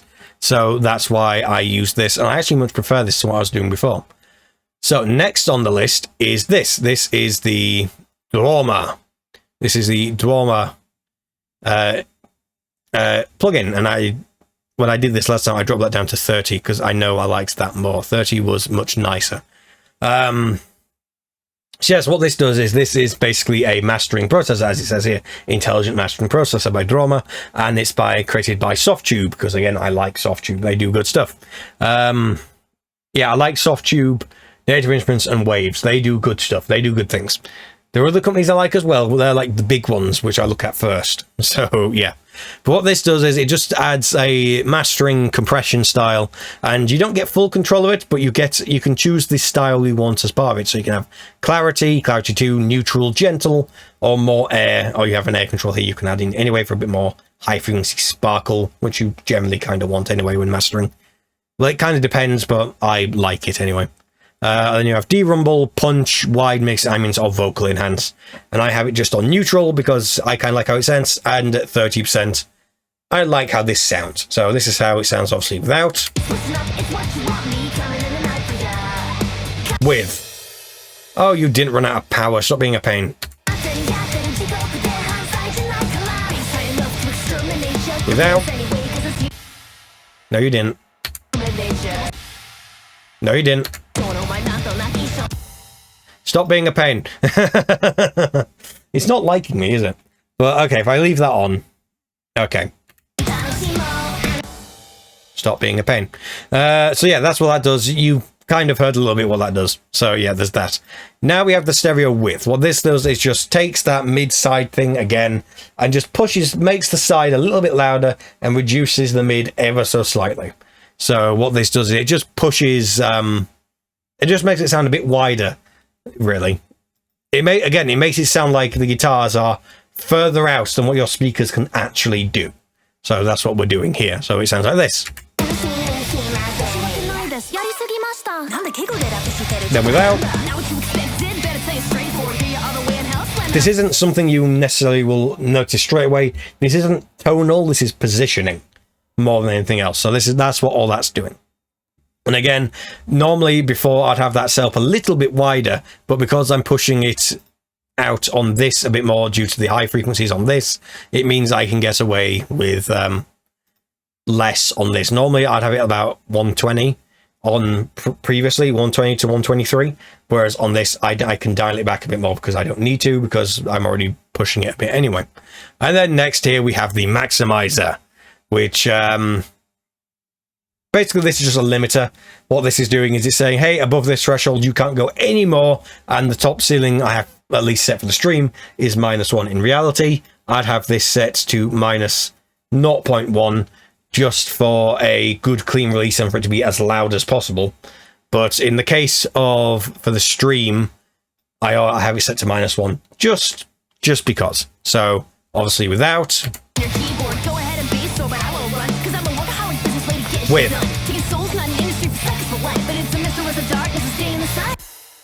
And I knew that would happen. I knew that was going to happen because this is a very intensive process. And that's mainly because this is a very old plugin. So it's very, it's not efficient, to say the least. There are plugins I'm looking at to be able to replace this with eventually. But for now, this is what I have got to use. And again, this isn't what I use on the actual final mix, but this is more me replicating what I do in my mastering, but in this instead. So yes, this is how this would work.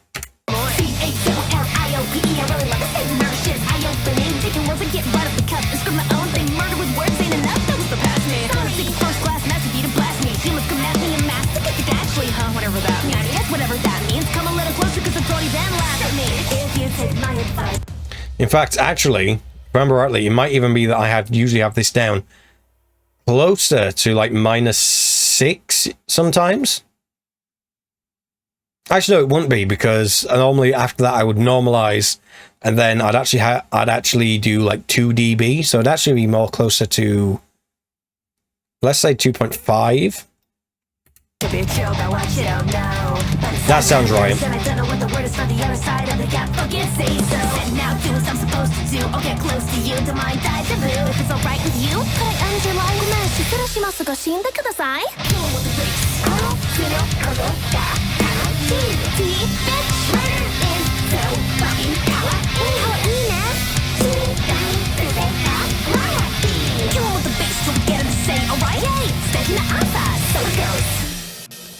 So yeah, as you can tell, that's good. That's a good sound. That's a good solid sound.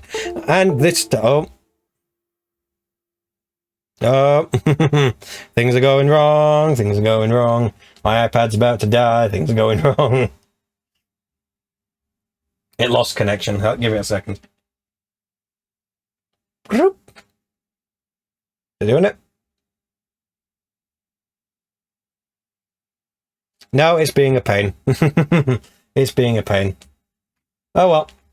That doesn't matter anyway. I don't need it now anyway, because we have pretty much reached the end of the stream. So we are effectively now done. Although it does kind of suck that now you will see me switch. So yeah, sorry about that.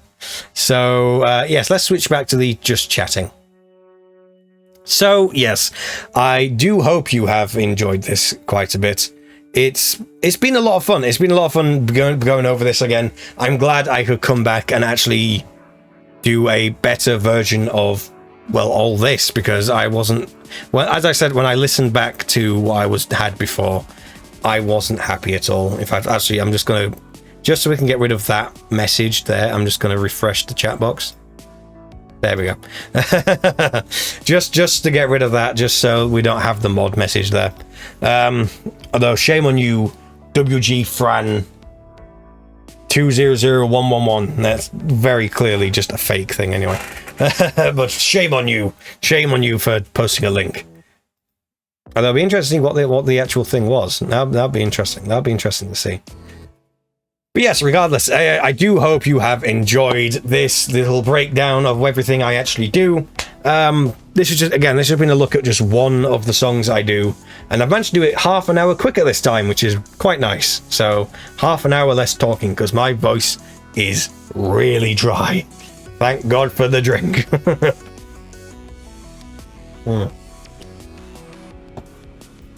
Although it's been out so long that it isn't very cold anymore, so it is more hydration than anything else. But regardless, I do hope you have enjoyed this. I'm hoping I might be able to do something similar to this before as well. I'm actually kind of planning. This is a little secret between us, because let's face it, not many people are going to see this, but a lot of people, I say a lot, by comparison, a lot of will end up watching the actual video when it comes out, but they won't see this part. They won't see this because it's right at the end of the live stream. Why would you ever like come to this part? So, you know, this is between us. This is between us. This is a little secret snippet between us. I'm working on another Hololive cover. Okay, I'm working on another one. Yeah, I decided that just one wasn't enough. I decided I had to do another. I had to do another one because I like this song so much. Now I'm going to keep it a bit of a secret. I'm not saying exactly which one it is, but you will hear and you will find out which one it is. But what I'm planning to do is I'm going to mix the song live on stream. Now this is going to take over multiple streams, so there will be the mixing stream, or at least the initial mixing stream. There'll probably be 2 mixing streams, and I might do a little bit of work between them, and then there'll be the mastering stream, which will take place a bit after. Because if I'm going to be, I master my own stuff. So, and in order to do that effectively, I need to effectively have a clear mind as to how the song actually sounds. So I can come back to it with a fresh set of ears and be like, okay, this doesn't work, let's fix it. And then I do. So I'm going to do that live on stream. I'm going to mix a song on stream so you can fully see how I work, the decisions I make, and I'll try to talk through everything I do as I do it as well, so then you can fully get an idea of what I'm doing, why I'm doing it, and how I get to my end result. Now, I would do the recording as well, but that'll be very boring because it can literally be hours of me just trying to nail a part to a point where I'm happy and it's solid. And the main thing I want to do is I want to make sure I get that right, so then I can just go into the mix. Because trust me, watching me track can be very boring because I'm very tough on myself, and I guarantee people watching in the chat will say, oh, but it's fine, that was a good take, that was a good take, and I'm like, no. You strive for perfection in the take. Which is kind of one of the reasons why I always say that if you work with me doing music stuff, you will hate me. You will hate working with me because I am very tough. You might think, oh, that was a really good take, and I'll say, no, do it again. But luckily, I do know a good few techniques that can help you with nailing that part, nailing certain parts of your performance. Stuff like, and here's a free one for you, by the way. Here's a free one. If you're having a guitarist trying to do a really epic, like soul-filled solo, have them stand up. Have them put their full body into that solo. And watch magic happen. Because trust me, it works. It works. It really does work. That's why, if you watch back on my YouTube channel, you'll find when I was recording Alex's takes on the... quite literally, on the... why is it? When I was recording Alex's takes on the my album, on the parts he played with, I had him stood. Because it's my belief that you don't put all your emotion into a song while you're sat. If you're sat, you're grounded, you're relaxing, you're not putting everything, you're not putting your full body. You're putting your upper body into it, but your legs aren't doing anything. They're just holding the chair in place. They're not being a part of the full movement. So, you know, tip there for you. That's what it means to be a producer. You need to get the best out of who you're working with. And that is what it means to be a producer. It's not only you need to have the ears, you need to have the know-how of how to get the best performance out of whoever you're working with. So, again, quick tidbit for you. But yes, it is time to end this. This stream has come to an end. So yes, I'll be streaming tomorrow at my normal time, which would actually normally be around about now. So be sure to come and check out. As per usual, there is the donation thing right there. If you feel like donating because you like what I've done, then by all means, it would mean a lot. But at the same time, do not donate just for the sake of it. Do not donate because I asked. Please make sure you are financially stable and able to do so before considering donations. And even then, I'd probably even suggest maybe donate somewhere else because other people are probably more deserving. So, you know, donate elsewhere. Consider me the last resort. So yes, it's stupid, that, isn't it? I'm saying, oh, I spent all this time setting up the donation thing, and now I'm telling you not to donate. It's silly how things work out, isn't it? But yes, the archive of this will be up on Saturday on my YouTube, Twitch archive channel, along with the previous one as well. Because hey, it might as well go up as well, so you can understand the context as to why this was made. Why this stream exists in the first place. So yes, I am going to leave it here. Like I said, I do hope you've enjoyed, and I will see you tomorrow for my stream where I'm going to do a game. So yes, I will see you then. Until then, have a good one.